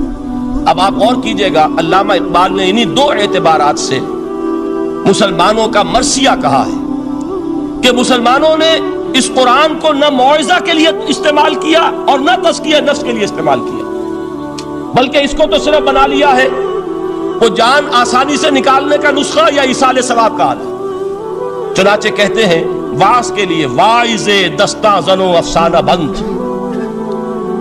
واعظ جو ہیں ہمارے داستانے کہتے ہیں، افسانے کہتے ہیں، قصے کہتے ہیں، لطیفے کہتے ہیں، معنی او پست و حرف او بلند، اس کے بیان میں معنی تو ہوتے ہیں بہت ہی گھٹیا، نیچے کے پست، الفاظ کا شکو ہوتا ہے، الفاظ بہت اونچے ہوتے ہیں۔ از خطیب و دل میں گفتارے او با ضعیف و شاذ و مرسل کارے او، سارا باز و نصیحت جو ہو رہا ہے وہ ضعیف حدیثوں کے ذریعے سے، ضعیف روایات بخاری کی ہو، مسلم کی ہو، ترمذی کی ہو، ابن ماجہ کی ہو۔ کہاں خطیب بغدادی اور دیلمی، وہ کتابیں کہ جن کی کوئی سند نہیں ہے، وہاں کی روایات کے ذریعے سے لوگوں کو تذکیر کرنے کی کوشش کر رہے ہیں۔ با ضعیف و شاذ و مرسل کارے ہو، ضعیف روایات، شاذ روایات، مرسل روایات، جن کا سلسلہ روایت محمد الرسول اللہ تک متصل نہیں ہے، اس کے ذریعے سے کر رہے ہیں۔ حالانکہ موعظہ، سب سے بڑا موعظہ یہ قرآن تھا۔ قرآن کہتا ہے خود فذکر بالقرآن من یخاف وعید، اے محمد صلی اللہ علیہ وسلم آپ اس قرآن کے ذریعے نصیحت کیجئے۔ یہ قرآن ہے جو دلوں کی سختی کو ختم کرے گا، گداز پیدا کرے گا۔ دوسری طرف علامہ اقبال کیا کہتے ہیں کہ جہاں تک ہمارے ہاں جو بھی تصوف کے معروف حلقے ہیں، صوفیاء حق کی بات نہیں کہہ رہا، وہاں قوالی ہو رہی ہوگی تو حال آ جائے گا۔ صوفی پشمینہ پوشے حال مست، از شراب نغمہ قوال مست۔ قوال سے جو کچھ مل رہا ہے، حال آ رہا ہے، مستی آ رہی ہے، کیف اور سرور حاصل ہو گیا ہے۔ صوفی پشمینہ پوش حال مست، از شراب نغمہ قوال مست۔ لیکن یہ کہ اس کی محفل میں در نمی سازت بقرآن محفلش، اس کی محفل میں قرآن کا کہیں گزر نہیں ہے۔ جبکہ محمد الرسول اللہ صلی اللہ علیہ وسلم کی بھی ایک محفل ہوتی تھی، محفل سماع۔ وہ محفل سماع کیا تھی؟ حضور صحابہ سے فرمائش کر کر کے قرآن سنتے تھے۔ حضرت عبداللہ ابن مسعود رضی اللہ تعالیٰ عنہ کی روایت موجود ہے کہ مجھے ایک مرتبہ حکم دیا حضور نے کہ قرآن سناؤ. میں نے عرض کیا حضور آپ کو سناؤں؟ آپ پر تو نازل ہوا ہے. تو حضور نے فرمایا نہیں، مجھے کسی اور سے سن کر کچھ اور لطف حاصل ہوتا ہے. اب امتثال امر میں حضرت عبداللہ ابن مسعود رضی اللہ تعالیٰ عنہ نے سورہ نساء پڑھنی شروع کی.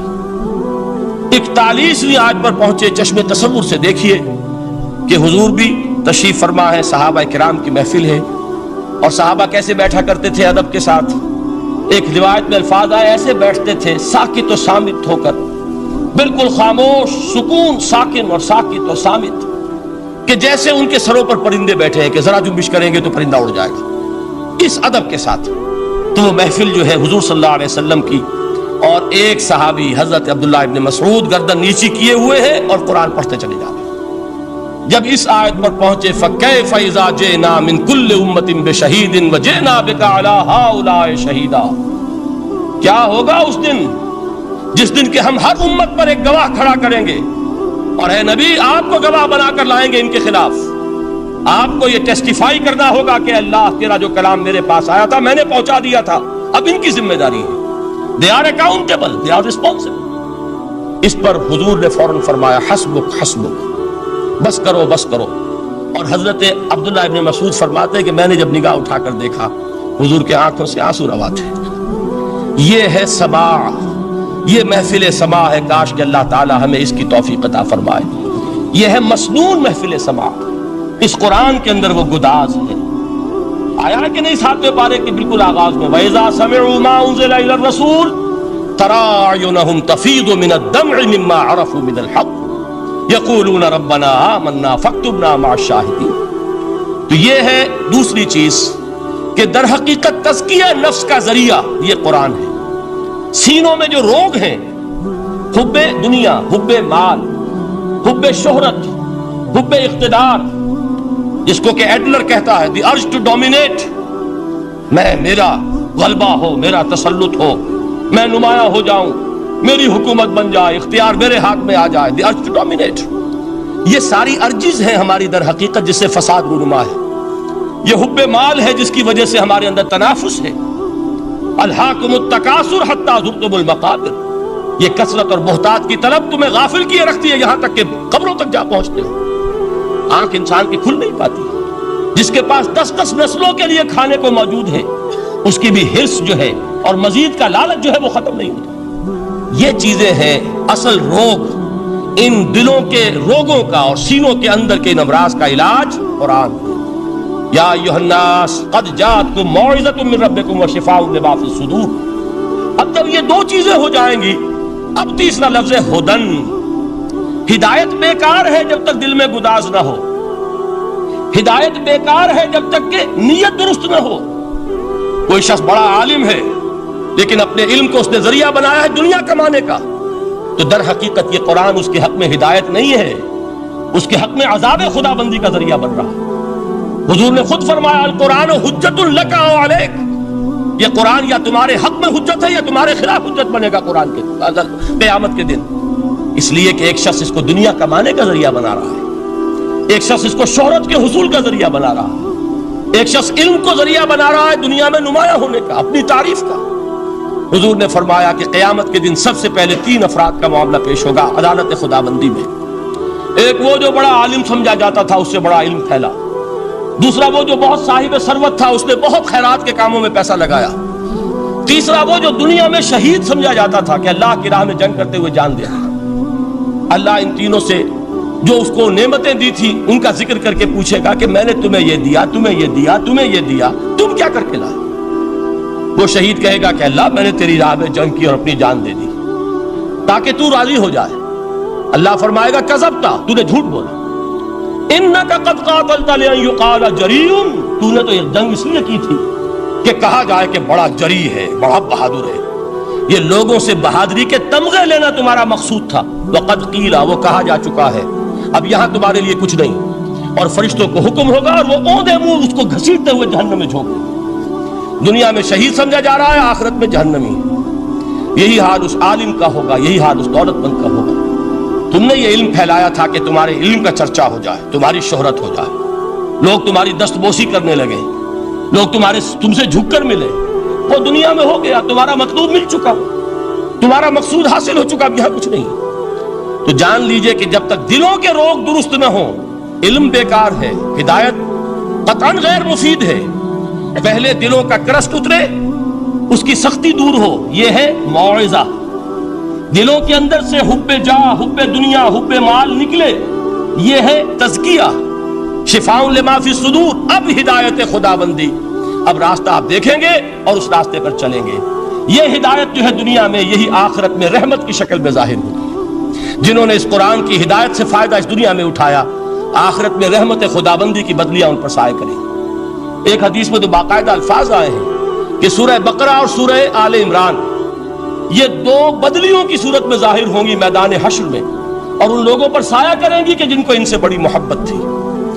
یہ چار الفاظ نوٹ کر لیجئے اسی ترتیب کے ساتھ: یا ایھا الناس قد جاءتکم موعظۃ من ربکم وشفاء لما فی الصدور وہدی ورحمۃ للمؤمنین قل بفضل اللہ وبرحمتہ۔ اے نبی کہہ دیجئے یہ اللہ کا بڑا فضل ہے، لوگوں سمجھو، اس کی بڑی رحمت کا ظہور ہوا ہے اس قرآن کی شکل میں، اس کی رحمت کا مظہر عدم قرآن ہے، اس کے فضل کا سب سے بڑا ثبوت قرآن ہے۔ فبذالک فلیفرحوا، اس پر انہیں خوشیاں منانی چاہیے۔ اترانا ہے تو اس پر اترائیں کہ اتنی بڑی دولت ہمارے پاس ہے، اتنا بڑا احسان ہے جو اللہ نے ہم پر کیا ہے۔ فبذالک فلیفرحوا هو خیر مما یجمعون، جو چیزیں یہ جمع کرنے کی فکر کر رہے ہیں ان سے کہیں زیادہ قیمتی یہ قرآن ہے۔ کاش کہ یہ دو آیات ہی ہمارے قلب کے اوپر یہ کندہ ہو جائے۔ پہلی بات میں نے عرض کی تھی، اس کا شعور ہر ایک کے لیے ممکن نہیں، اس کا باطن بیدار ہو چکا ہو۔ لو انزلنا هذا القرآن على جبل لرأيته خاشعا متصدعا من خشیۃ اللہ، جن کی ارواح بیدار ہو چکی ہوں وہ قرآن کی اس تاثیر کو محسوس کریں گے۔ لیکن یہ دوسری چیز ہے کہ جو ہمارے لیے پریگمیٹک پہلو سے، عملی اعتبار سے، افادے کے اعتبار سے یہ چار الفاظ اور رحمت اور فضل خداوندی کا سب سے بڑا مظہر، اور خوشیاں مناؤ کہ اللہ کی یہ نعمت تمہارے پاس موجود ہے۔ اب وہ تیسرا مقام ہے سورہ رحمان کا، بڑی چھوٹی چھوٹی آیات۔ آپ نے سنا ہوگا حضور نے سورہ رحمان کے بارے میں فرمایا ہے، سورۃ الرحمان عروس القرآن۔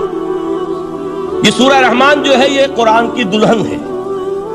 جیسے دلہن کو آپ خوشنما لباس پہناتے ہیں، آراستہ پیراستہ اس کو گہنے اور اس کو زیور پہناتے ہیں، تو جس طریقے سے سجاتے ہیں آپ دلہن کو، اللہ تعالیٰ نے ایک سورت قرآن مجید میں ایسی رکھی ہے سورہ رحمان کہ اسے خوب سجایا ہے۔ اس میں الفاظ کا در و بست، اس کا اپنا ایک ڈیوائن میوزک ہے۔ وہ تو اللہ تعالیٰ قراء جو ہے، خاص طور پر مصر کے قراء، اللہ تعالیٰ ان پر رحمت نازل فرمائے، ان کی خطاؤں سے درگزر کرے۔ جس طرح قرآن کے انٹرنسک میوزک کو انہوں نے واضح کیا ہے۔ واقعہ یہ ہے کہ اگر یہ لوگ نہ ہوتے، شیخ عبد الباسط محمد عبد الصمد، شیخ محمود خلیل الحصری، یہ لوگ کہ جنہوں نے قرآن کے اس غنا، میوزک، یہ لفظ جو ہے آپ حیران نہ ہو کہ میں یہ کوئی شاید توہین کر رہا ہوں قرآن کی، حضور نے یہ لفظ استعمال کیا ہے، تغنو، اس قرآن کو اچھی سے اچھی خوشلہانی کے ساتھ پڑھو۔ من لم یتغن بالقرآن فلیس منا، جو قرآن کو بہتر سے بہتر انداز میں، اچھی سے اچھی آواز میں، خوشلہانی کے ساتھ پڑھنے کی کوشش نہیں کرتا، وہ ہم میں سے نہیں ہے۔ بلکہ ایک مرتبہ حضور رات کے وقت آپ گشت پر تھے اپنے ساتھیوں کے حالات معلوم کرنے کے لیے۔ حضرت ابو موسیٰ اشعری رضی اللہ تعالیٰ عنہ ایک صحابی ہیں، ان کے گھر کے پاس سے گزر ہوا، وہ رات کو تہجد پڑھ رہے تھے، کھڑے ہوئے کیف کے عالم میں قرآن تلاوت کر رہے ہیں۔ حضور کو بہت پسند آئی ان کی قرات، کافی دیر تک وہاں کھڑے سنتے رہے۔ اب انہیں کیا پتا کون سن رہا ہے۔ بالکل اسی طرح سمجھ لیجئے، ایک بات یاد آئی ہے، حضور فرماتے ہیں کہ جس طرح کان لگا کر اللہ قرآن کو سنتا ہے، کسی چیز کو نہیں سنتا۔ ہمیں نظر نہیں آتا نا، ہمیں معلوم نہیں، ہم قرآن پڑھ رہے ہیں تو سننے والا کون ہے؟ سب سے زیادہ کان لگا کر خود اللہ۔ یہاں اس لیے مجھے یاد آیا کہ ابو موسیٰ اشعری کو کیا پتا تھا کہ کون سن رہا ہے۔ اپنی کیفیت میں نماز میں تہجد میں قرآن کی تلاوت کر رہے تھے، اور ظاہر بات ہے ان کے گھر ایکڑوں میں بنے ہوئے نہیں تھے، ایک ایک کمرہ، ایک ایک کوئی حجرہ، ایسے ہی تو گھر تھے نا صحابہ کے، لہذا حضور پاس سے گزرے، آواز آئی، کافی دیر سنتے رہے۔ اس کے بعد آپ تشریف لے گئے، صبح فجر میں ملاقات ہوئی تو حضور نے تحسین کے انداز میں فرمایا، یا ابا موسیٰ انک قد اوتیت مزمارا من مزامیر آل داؤد، اے ابو موسیٰ تمہیں تو آل داؤد کے سازوں میں سے ایک ساز اللہ نے عطا فرما دیا ہے۔ جس طرح حضرت داؤد لہن داؤدی مشہور ہے کہ جب وہ پچھلے پہر رات کو حمد کے ترانے الاپتے تھے، قرآن میں ہے کہ پرندے شامل ہو جاتے تھے ساتھ، اور پہاڑ وجد میں آتے تھے، پہاڑ بھی ان کے ساتھ شریک ہوتے تھے۔ تو جس طرح کا اللہ نے ان کو لہن عطا فرمایا تھا، حضور نے تحسین کے انداز میں فرمایا ہے ابو موسیٰ شریک اللہ نے تمہیں بھی آل داؤد کے سازوں میں سے ایک ساز عطا فرمایا۔ بہرحال قرآن مجید کا جو یہ میوزک ہے، قرآن کے الفاظ کا جو حسن ہے، جہاں تک حسن معنوی ہے وہ تو ہر لفظ میں ہے، لیکن یہ حسن ظاہری، حسن صوتی، حسن لفظی یہ اپنے کلائمیکس پر آپ کو نظر آئے گا سورہ رحمان میں۔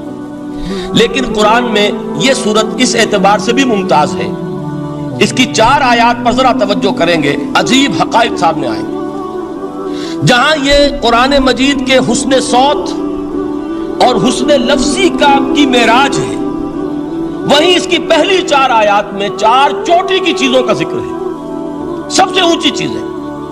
پہلی آیت کیا ہے؟ الرحمن، ایک آیت ہو گئی۔ رحمان کیا ہے؟ اللہ کا نام ہے۔ کبھی آپ نے غور کیا اللہ کے ناموں میں سب سے پیارا نام کون سا ہوگا؟ رحمان۔ کیوں؟ اس کا مادہ کیا ہے؟ رحمت۔ ہمیں سب سے بڑھ کر جس چیز کی ضرورت ہے وہ کیا ہے؟ رحمت خدا بندی۔ نام اچھی طرح سن لیجئے اس حضور کی قول کو۔ حضور فرماتے کوئی شخص جنت میں مجرد اپنے عمل کی بنیاد پر داخل نہیں ہو سکے گا جب تک کہ رحمت خدا بندی دستگیری نہ کرے۔ کسی صحابی نے بڑی ہمت اور جرأت کا ثبوت دیا کہ پوچھ لیا کیا حضور آپ بھی؟ جب آپ نے فرمایا کوئی شخص داخل نہیں ہو سکتا جنت میں محض اپنے عمل کی بنیاد پر جب تک کہ رحمت خدا بندی جو ہے وہ دستگیری نہ فرمائے۔ پوچھا گیا کیا آپ بھی؟ آپ نے فرمایا ہاں میں بھی۔ آپ اندازہ کیجئے کہ اگر محمد الرسول اللہ بھی رحمت خدا بندی کے ضرورت مند ہوں تو تاب دیگراں چہ رسد، ہماری تو سب سے بڑی ضرورت رحمت خدا بندی ہے۔ اب یہ رحمت جو ہے قرآن مجید میں اللہ تعالیٰ کی یہ شان 2 الفاظ کے ذریعے سے آتی ہے، رحیم اور رحمان۔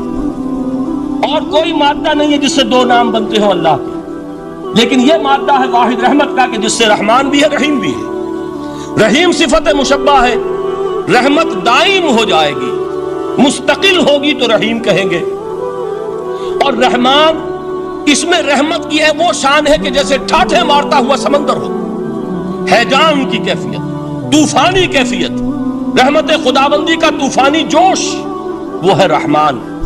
آپ تو رہتے اس علاقے میں ہیں، آپ کو معلوم ہے عرب اگر بھوکا مرا جا رہا ہو تو کیا کہے گا؟ انا جوعان۔ پیاسا مرا جا رہا ہو انا عطشان۔ بہت غضبناک ہوگا غضبان، غضبان آصفہ قرآن میں آیا ہے، بہت غضبناک۔ رحمان جس کی رحمت جو ہے جوش میں ہے، ٹھاٹھے مارتے ہوئے سمندر کے مانند۔ تو یہ اللہ تعالیٰ کے ناموں میں سب سے پیارا نام۔ اب آگے چلیے، الرحمن علم القرآن، رحمان نے قرآن سکھایا۔ رحمت خداوندی کا سب سے بڑا مظہر، رحمان کی رحمانیت کا سب سے بڑا مظہر قرآن ہے۔ ان میں جو منطقی ربط ہے اس کو سمجھتے جائیے۔ اچھا آپ یہ سوچئے جو علم بھی انسان کو حاصل ہوا وہ کس نے دیا؟ اللہ نے۔ سائنس کا علم کس نے دیا؟ اللہ نے۔ علم آدم الاسماء کلھا، وہ علم الاسماء جو حضرت آدم کو دے دیا گیا تھا ازل میں، یہ اسی کا ظہور ہے، یہ اسی کی ایکسفولیشن ہے جو ہو رہی ہے اور ہوتی رہے گی ابھی۔ اور دوسرے علم ہے وہ کس نے دی؟ اللہ نے دی۔ لا یحیطون بشیء من علمہ الا بما شاء، مخلوق میں سے کوئی اللہ کے علم میں سے کسی شے کا احاطہ نہیں کر سکتا مگر وہ جتنا اللہ دینا چاہے۔ لیکن یہ کہ تمام علوم میں چوٹی کا علم قرآن۔ نوٹ کرتے جائیے، اب چوٹی کی چیزیں جمع کیجیے۔ اللہ کے ناموں میں چوٹی کا نام رحمان، اللہ نے جو کچھ انسان کو سکھایا اس میں چوٹی کا علم قرآن۔ خلق الانسان، انسان کو پیدا فرمایا۔ سوال یہ کہ حیوانات کو کس نے پیدا فرمایا؟ آسمان کس نے پیدا کیے؟ زمین کس نے پیدا کی؟ فرشتے کس نے پیدا کیے؟ کیا مطلب خلق الانسان؟ اس کی تمام مخلوقات میں اس کا کلائمیکس، اس کی تخلیق کی معراج، اس کے تخلیق کا نقطہ عروج انسان ہے۔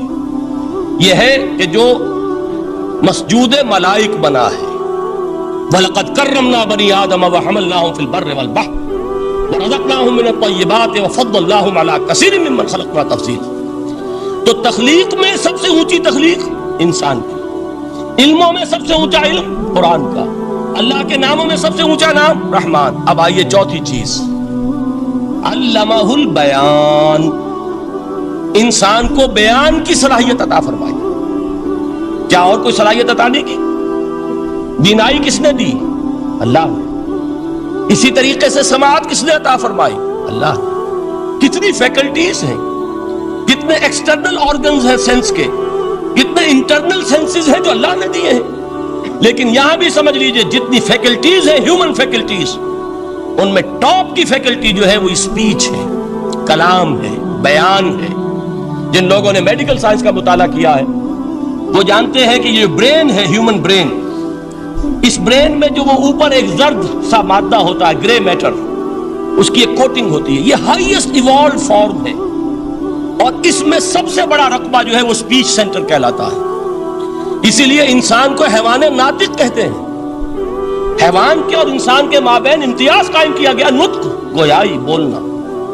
اب یہ کیا چیز ہوئی؟ انسان کی صلاحیتوں میں سے سب سے اونچی صلاحیت۔ 4 آیتیں ہو گئی نا۔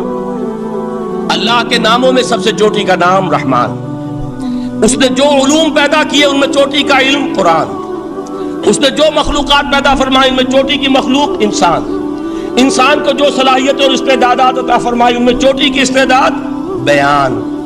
جمع کیجئے نتیجہ کیا نکلے گا؟ وہ نتیجہ ایک حدیث نبوی کی شکل میں سامنے آتا ہے۔ پہلی حدیث میں نے یہی پڑھی تھی، اس کے راوی کون ہے؟ عثمان ابن عفان۔ میں حیران ہوتا ہوں وہ قافیہ یہاں بھی موجود ہے، رحمان، قرآن، بیان، انسان، عثمان، عفان، باپ کا نام بھی اسی وزن پر ہے، عثمان ابن عفان۔ عن عثمان ابن عفان رضی اللہ تعالی عنہ قال قال رسول اللہ صلی اللہ علیہ وسلم، حضرت عثمان شہید مظلوم ذو النورین رضی اللہ تعالی عنہ فرماتے ہیں کہ اللہ کے رسول صلی اللہ علیہ وسلم نے فرمایا، خیرکم من تعلم القرآن وعلمہ، تم میں سے بہترین لوگ وہ ہیں جو قرآن سیکھیں اور سکھائیں۔ قوت بیان جو تمہاری ٹاپ فیکلٹی ہے، اس کا استعمال کسی گھٹیا کام کے لیے نہیں ہونا چاہیے۔ دیکھیے اردو میں محاورہ ہے کہ توپ سے مکھی نہیں ماری جاتی۔ توپ بنائی گئی ہے کسی بڑی شے کے لیے، مکھی مارنے کے لیے توپ استعمال نہیں ہوتی۔ یہ قوت بیان جو ہے، جو ٹاپ موسٹ فیکلٹی ہے ہیومن، جو فیکلٹیز ہیں ان میں سے، اس کا استعمال بھی ٹاپ موسٹ ہونا چاہیے۔ قرآن کو بیان کرو۔ وہ جیسے کہ علامہ اقبال نے کہا ہے، بلکہ غالباً ان کے قبر پر آس پاس جو اشعار لکھے ہوئے ان میں سے ایک یہ بھی ہے، اگر یک قطرہ خونداری، اگر مشتے پرے داری، بیابامن تو آموزم طریق شاہ بازی را۔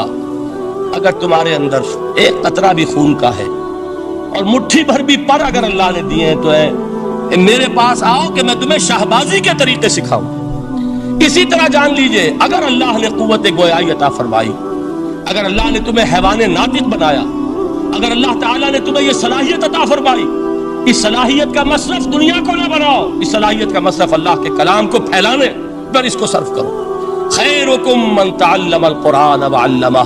خیر جب لفظ آتا ہے بغیر من کے، ورنہ تو آتا خیر من ہو تو یہ ہوگی کمپیریٹیو جو ایک ایڈجیکٹیو جو ہوتی ہے، لیکن یہ سپرلیٹیو ڈگری ہے جب بغیر من کے ہوگا۔ خیرکم، دی بیسٹ امنگسٹ یو، جو تم میں بہترین لوگ ہیں وہ کون ہیں؟ من تعلم القرآن وعلمہ، جو قرآن سیکھیں اور سکھائیں، قرآن پڑھیں اور اسے بیان کریں۔ آج جان لیجئے سب سے بڑی ضرورت اس بات کی ہے کہ آج کا قرآن پڑھیں۔ آپ حیران ہوں گے کہ یہ کیا کہا اس میں۔ دیکھیے قرآن اترا ہے 1400 برس پہلے، لیکن تا قیام قیامت نوع انسانی کو جتنے مسائل درپیش ہوں گے ان سب کا حل اس میں ہے، البتہ کھودنا پڑے گا، گہرائی میں اترنا ہوگا۔ ایک قرآن کی سطح ہے، اس سطح نہیں، اس کی گہرائیوں کے اندر غوطہ زنی کرو۔ قرآن میں ہو غوطہ زن ہے مرد مسلمان۔ اور آج کا قرآن یعنی آج کی ہدایت جو اللہ نے اس میں رکھی ہوئی ہے، ڈگ اٹ آؤٹ، اس کو نکالو اس کے اندر سے۔ ابھی میں حدیث جو آپ کو سناؤں گا اس میں یہ تصور آئے گا سامنے اور واضح ہو کر۔ آج کے انسان کی رہنمائی اس قرآن سے اخذ کر کے انسان تک پہنچاؤ، یہ ہے فریضہ محمد الرسول اللہ کی امت کا صلی اللہ علیہ وسلم۔ آپ نے وہ حدیث سنی تھی کہ بلغوا عنی ولو آیۃ. حضور نے خطبہ حجۃ الوداع میں پہلے تو گواہی لی مسلمانوں سے، 1.25 لاکھ کا مجمع جمع تھا. حجۃ الوداع آخری حج. آپ نے اپنے خطبے میں، جس کے چند جملے میں سنا چکا ہوں آپ کو ایچ جی ویلز کے حوالے سے، اپنی تعلیمات کے اہم نکات کو بار بار دہرا کر بیان کیا، ہیمر کیا، اچھی طرح ذہنوں میں اتارا. اس کے بعد ایک سوال کیا، الا هل بلغت؟ لوگوں میں نے پہنچا دیا کہ نہیں؟ اور پورے مجمع نے کہا انا نشهد انک قد بلغت. بلکہ ایک روایت میں الفاظ بڑے پیارے آئے ہیں، انا نشهد انک قد بلغت الرسالۃ وادیت الامانۃ ونصحت الامۃ وکشفت الغمۃ.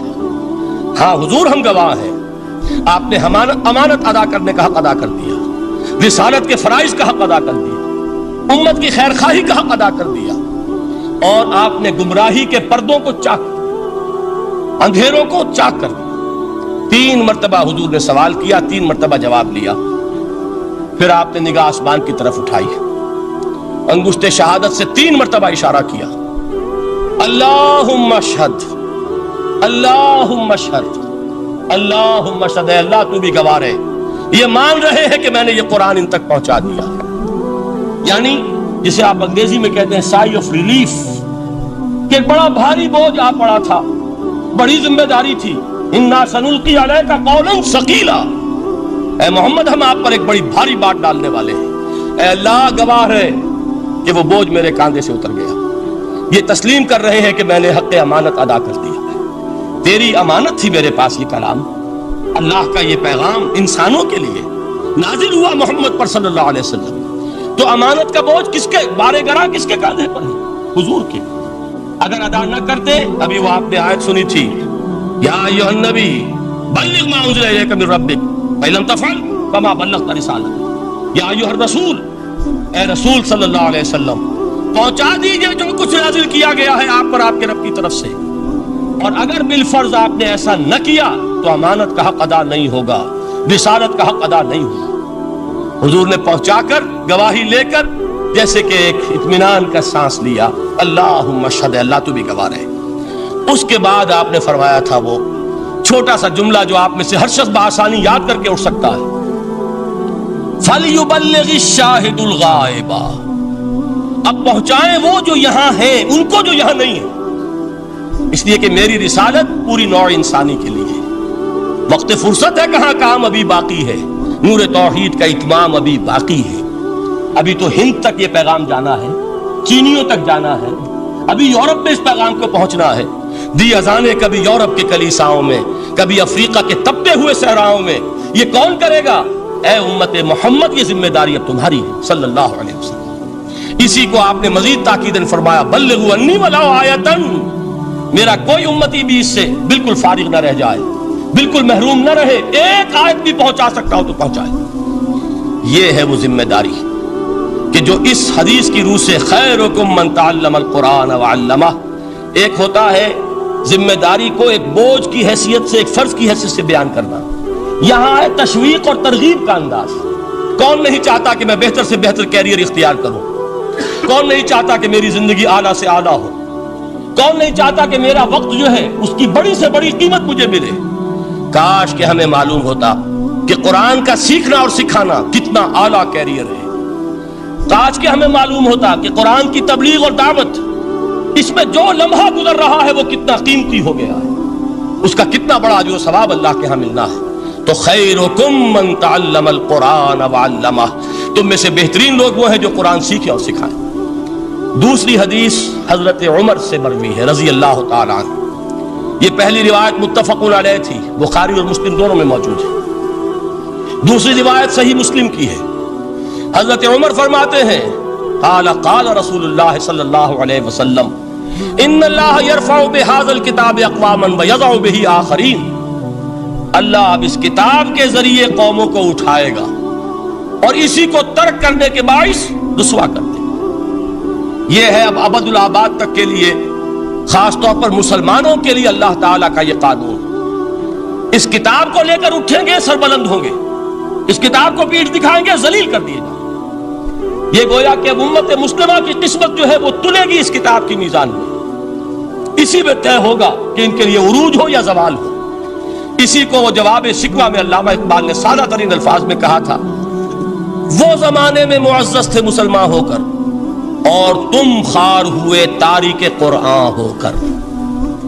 فارسی میں اسی کو مفہوم کو جو ادا کیا ہے جس خوبصورتی سے، اس کا تو جواب نہیں ہے کہ اے مسلمان، خوار از مہجوری قرآن شدی، تم جو ذلیل و خوار ہو گئے ہو دنیا میں۔ ایک سوال شاعر نے کبھی کیا تھا نا، بڑا پیارا سوال تھا، ہے آج کیوں ذلیل کے کل تک نہ تھی پسند، گستاخی فرشتہ ہماری جناب۔ بڑا پیارا سوال ہے، جواب علامہ اقبال دے رہے ہیں، خوار از مہجوری قرآن شدی، قرآن سے لا تعلق ہونے کی بنیاد پر تم ذلیل و رسوا ہوئے۔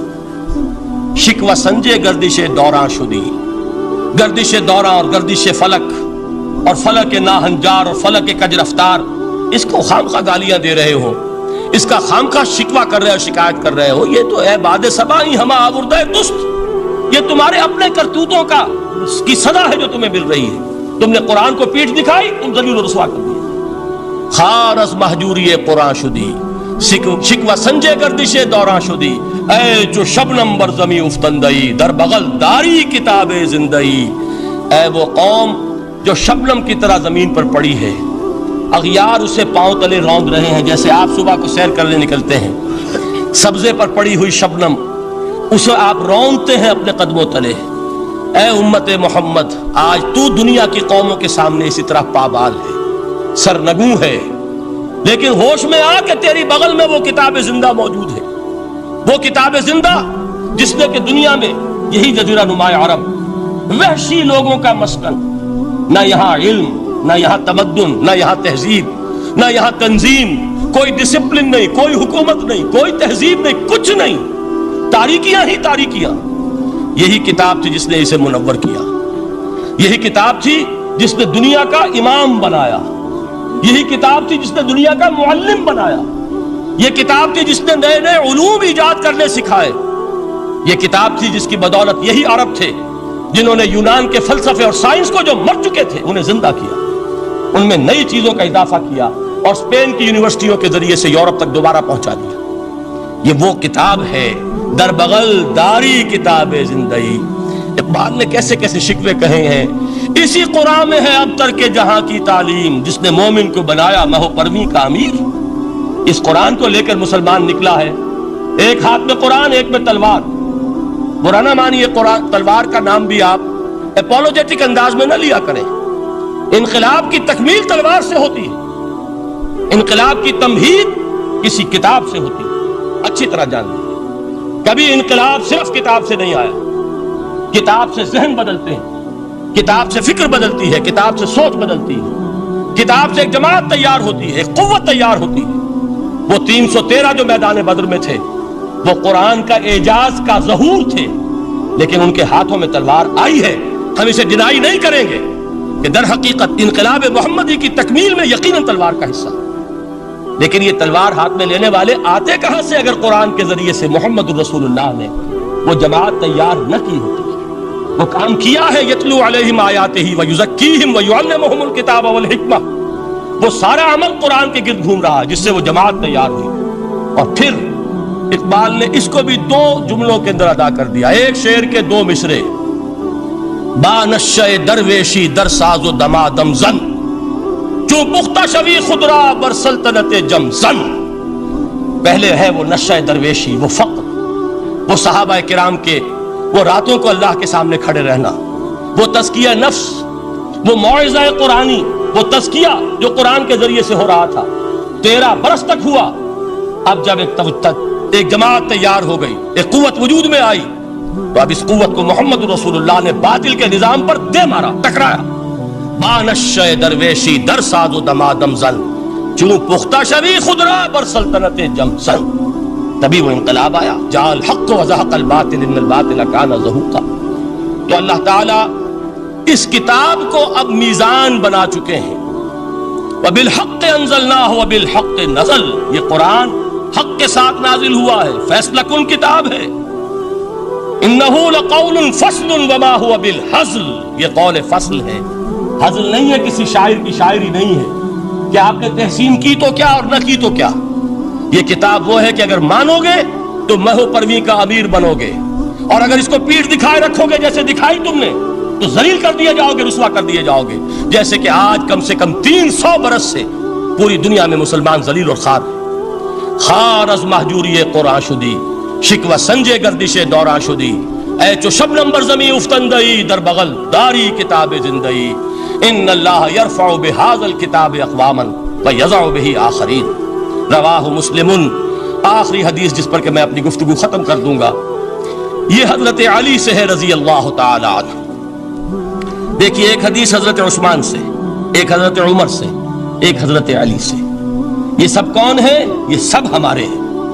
یہ محمد الرسول اللہ صلی اللہ علیہ وسلم کی تربیت کا شاہکار. حضرت ابو بکر رضی اللہ تعالیٰ عنہ سے بھی ایک حدیث مروی ہے، لیکن اس کا متن مجھے یاد نہیں تھا. مفہوم اس کا یہ ہے کہ جس شخص کو اللہ نے قرآن جیسی دولت دی ہو اور پھر بھی کبھی اس کے دل میں یہ خیال آئے کہ اللہ نے اپنے کسی اور بندے کو کوئی زیادہ بڑی نعمت دی ہے، اس نے قرآن کی ناقدری کی. کسی ملینئر کو دیکھ کر اور بلینئر کو دیکھ کر، کسی کا بہت بڑا محل دیکھ کر اگر تمہارے دل میں یہ خیال آیا کہ یہ دولت بڑی ہے اس دولت سے جو تمہارے پاس ہے قرآن کی، تو تم قرآن کی قدر و قیمت سے واقف نہیں. تمہیں معلوم کیا کہ یہ کتنی بڑی دولت ہے. یہ در حقیقت شرح ہے انہی الفاظ قرآنی کی کہ فَبِذَلِكَ فَلْيَفْرَحُوا هُوَ خَيْرٌ مِّمَّا يَجْمَعُونَ. جو کوئی دنیا جمع کرتی ہے، جن کو قیمتی اشیاء سمجھ کر لوگ جمع کرتے ہیں، ان سے کہیں بڑھ کر قیمتی یہ قرآن ہے. تو حضرت ابو بکر سے یہ مروی، حضرت عمر سے ان اللہ یرفع بہذا الکتاب اقواما ویضع بہ آخرین، حضرت عثمان سے خیرکم من تعلم القرآن وعلمہ. اب آئیے حضرت علی، سیدنا علی رضی اللہ تعالی عنہ. وہ حدیث طویل ترین ہے جو مدح قرآن میں محمد الرسول اللہ سے مروی ہے صلی اللہ علیہ وسلم. پوری حدیث مجھے یاد بھی نہیں ہے اور اس کا وقت بھی نہیں ہے، لیکن بڑی پیاری حدیث ہے اس اعتبار سے. آغاز کیسے ہوا؟ حضرت علی فرماتے ہیں قال رسول اللہ صلی اللہ علیہ وسلم انہا ستکون فتنۃ، ان قریب ایک بہت بڑا فتنہ رونما ہوگا. حضور نے خبر دی فتنے کی. حضرت علی فرماتے اس پر میں نے عرض کیا، قلت، میں نے عرض کیا مل مخرج منہا یا رسول اللہ، اے اللہ کے رسول اس سے نکلنے کا راستہ کون سا ہوگا؟ دیکھیے یہ لکھا ہوا ایگزٹ، نکلنے کا راستہ. اور عام طور پر آپ نے دیکھا ہوگا بڑے ہالز میں یہ سرخ روشنی ہوتی ہے، اس میں اس کا اہتمام کیا جاتا ہے کہ اگر خدا نہ خواستہ کو حادثہ ہو جائے لوگوں کو معلوم ہو نکلنے کا راستہ کون سا. یہ مخرج ہے. حضور نے خبر دی کہ فتنہ ہوگا. تو دیکھیے میں ایک بات عرض کیا کرتا ہوں، ذرا توجہ کیجئے. ہمارا حال کیا ہے؟ ہم بڑے ریشنلسٹ قسم کے لوگ ہیں، یہ زمانہ ریشنلزم کا ہے. اگر ہم ہوتے تو کیا پوچھتے؟ وہ فتنہ کیا ہوگا، کیوں ہوگا، کہاں سے آئے گا؟ ہمارے سوال یہ ہوتے، کب آئے گا، کیوں، کہاں، کب، کیسے. ان سب کی حیثیت علمی سوالات کی ہے. بھائی کب آئے گا ایک علم ہے، کیسے آئے گا علم ہے، کہاں سے آئے گا علم ہے، لیکن اصل جو عملی اعتبار سے اہمیت والی شے ہے، بچاؤ کا راستہ کون سا ہوگا محمد الرسول اللہ، یہ بتائیے ہم.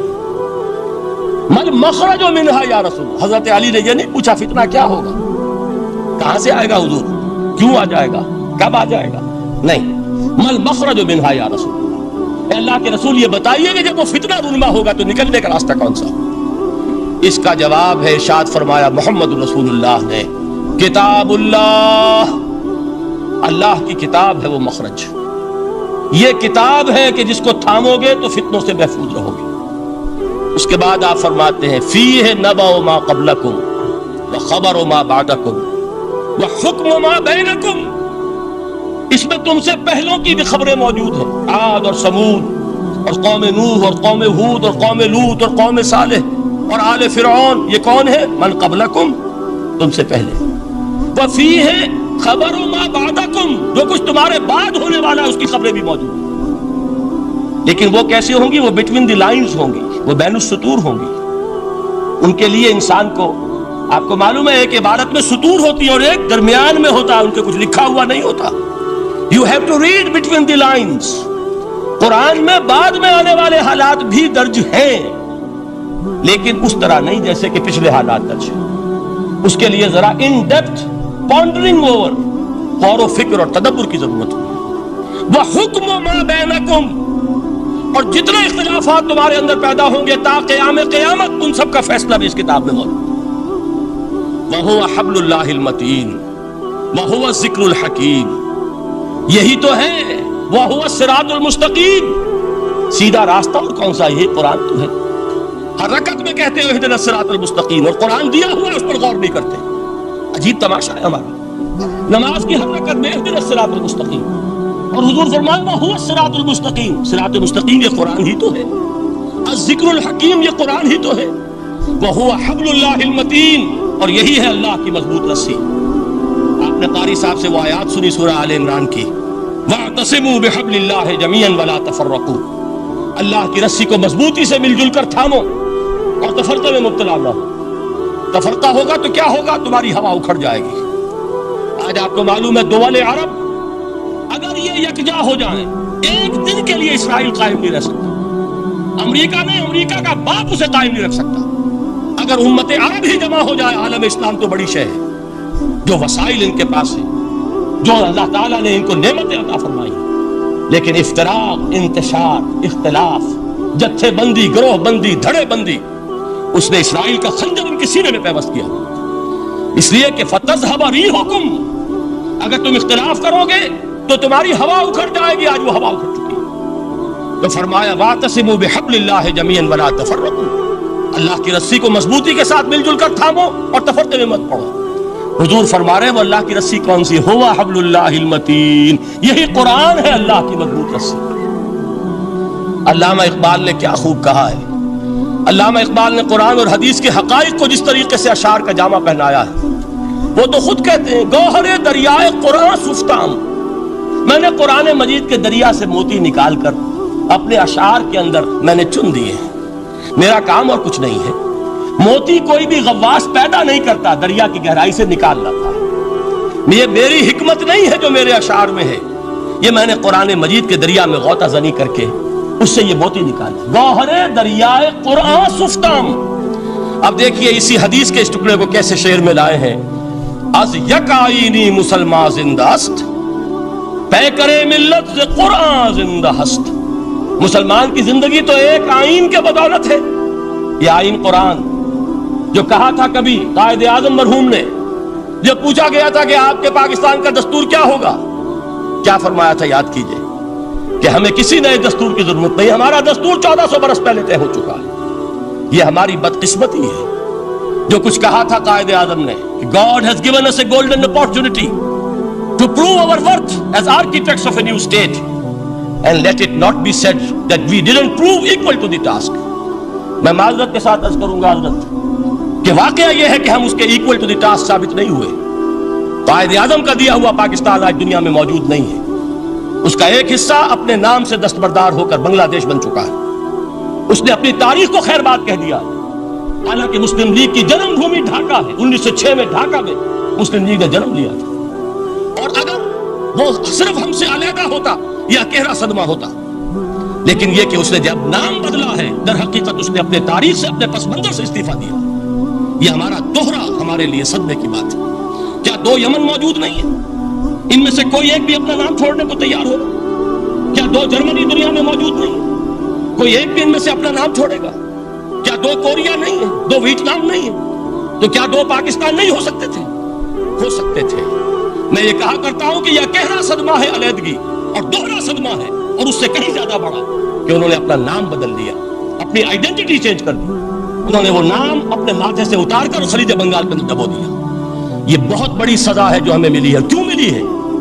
کہ ہم نے 25 برس تک اس قائد جس کو کہا تھا کہ وہ ہمارا آئین ہے، اس کو آئین نہیں بنایا۔ ہم نے دنیا کے سامنے جھولیاں پساری، ہم نے طرح طرح کے نظاموں کو آزمایا، لیکن اس قرآن کی طرف پیش قدمی نہیں کی۔ اللہ تعالیٰ ڈھیل دیتا ہے لیکن سزا بھی بہت سخت ہوتی ہے۔ ان بطش ربک لشدید، وہ ہم پر کوڑا برسا ہے۔ تاریخ انسانی کی عظیم ترین شکستوں میں سے ایک شکست ہے کہ جو ہمارے ماتھے پر کلنگ کے ٹیکے کی طرح موجود ہے۔ اللہ کرے کہ آئندہ یہ تاریخ اپنے آپ کو نہ دہرائے، لیکن میں عرض کر دیتا ہوں آپ سے، جو ہمارے لچھن ہیں، جو ہمارا طرز عمل ہے، جو ہمارے لیل و نہار ہیں، جو ہمارا انداز ہے، اللہ کے دین کا استہزاء اور تمسخر جس طرح اللہ کے ساتھ مذاق ہم کر رہے ہیں، اس کا شاید اس سے بھی کہیں زیادہ برا نتیجہ نکلے۔ اللہ مجھے اور آپ کو اور ارض مقدس پاکستان کو اس انجام سے بچائے، لیکن اس کے لیے کام کرنا ہوگا۔ صرف کہنے سے بات نہیں بنے گی، کمر کسنی ہوگی، ہمت جو ہے پھر انسان کو اثر نو، ایک نئی تعمیر، ایک عزم، ایک ہاتھ میں قرآن اور ایک میں تلوار لے کر یہ امت پھر دوبارہ میدان میں آئے۔ بہرحال عرض یہ کرنا تھا، اقبال کہتا ہے از یک آئینی مسلمان زندہ است، بے کرے ملت سے قرآن زندہ است، ماں ہما خاک و دل آگاہ اوست، اعتصامش کن کہ حبل اللہ اوست۔ تامو اس کو مضبوطی کے ساتھ، حبل اللہ یہی قرآن، یہ یک آئینی اور پیکر قرآن کی زندگی، پیکر ملت کی زندگی جو ہے اس قرآن کی بدولت ہے۔ تو حضور نے کیا فرمایا؟ فتنے سے بچنے کا راستہ کون سا ہے؟ کتاب اللہ فیہ نبأ ما قبلکم وخبر ما بعدکم وحکم ما بینکم وہو الصراط المستقیم وہو حبل اللہ المتین وہو الذکر الحکیم۔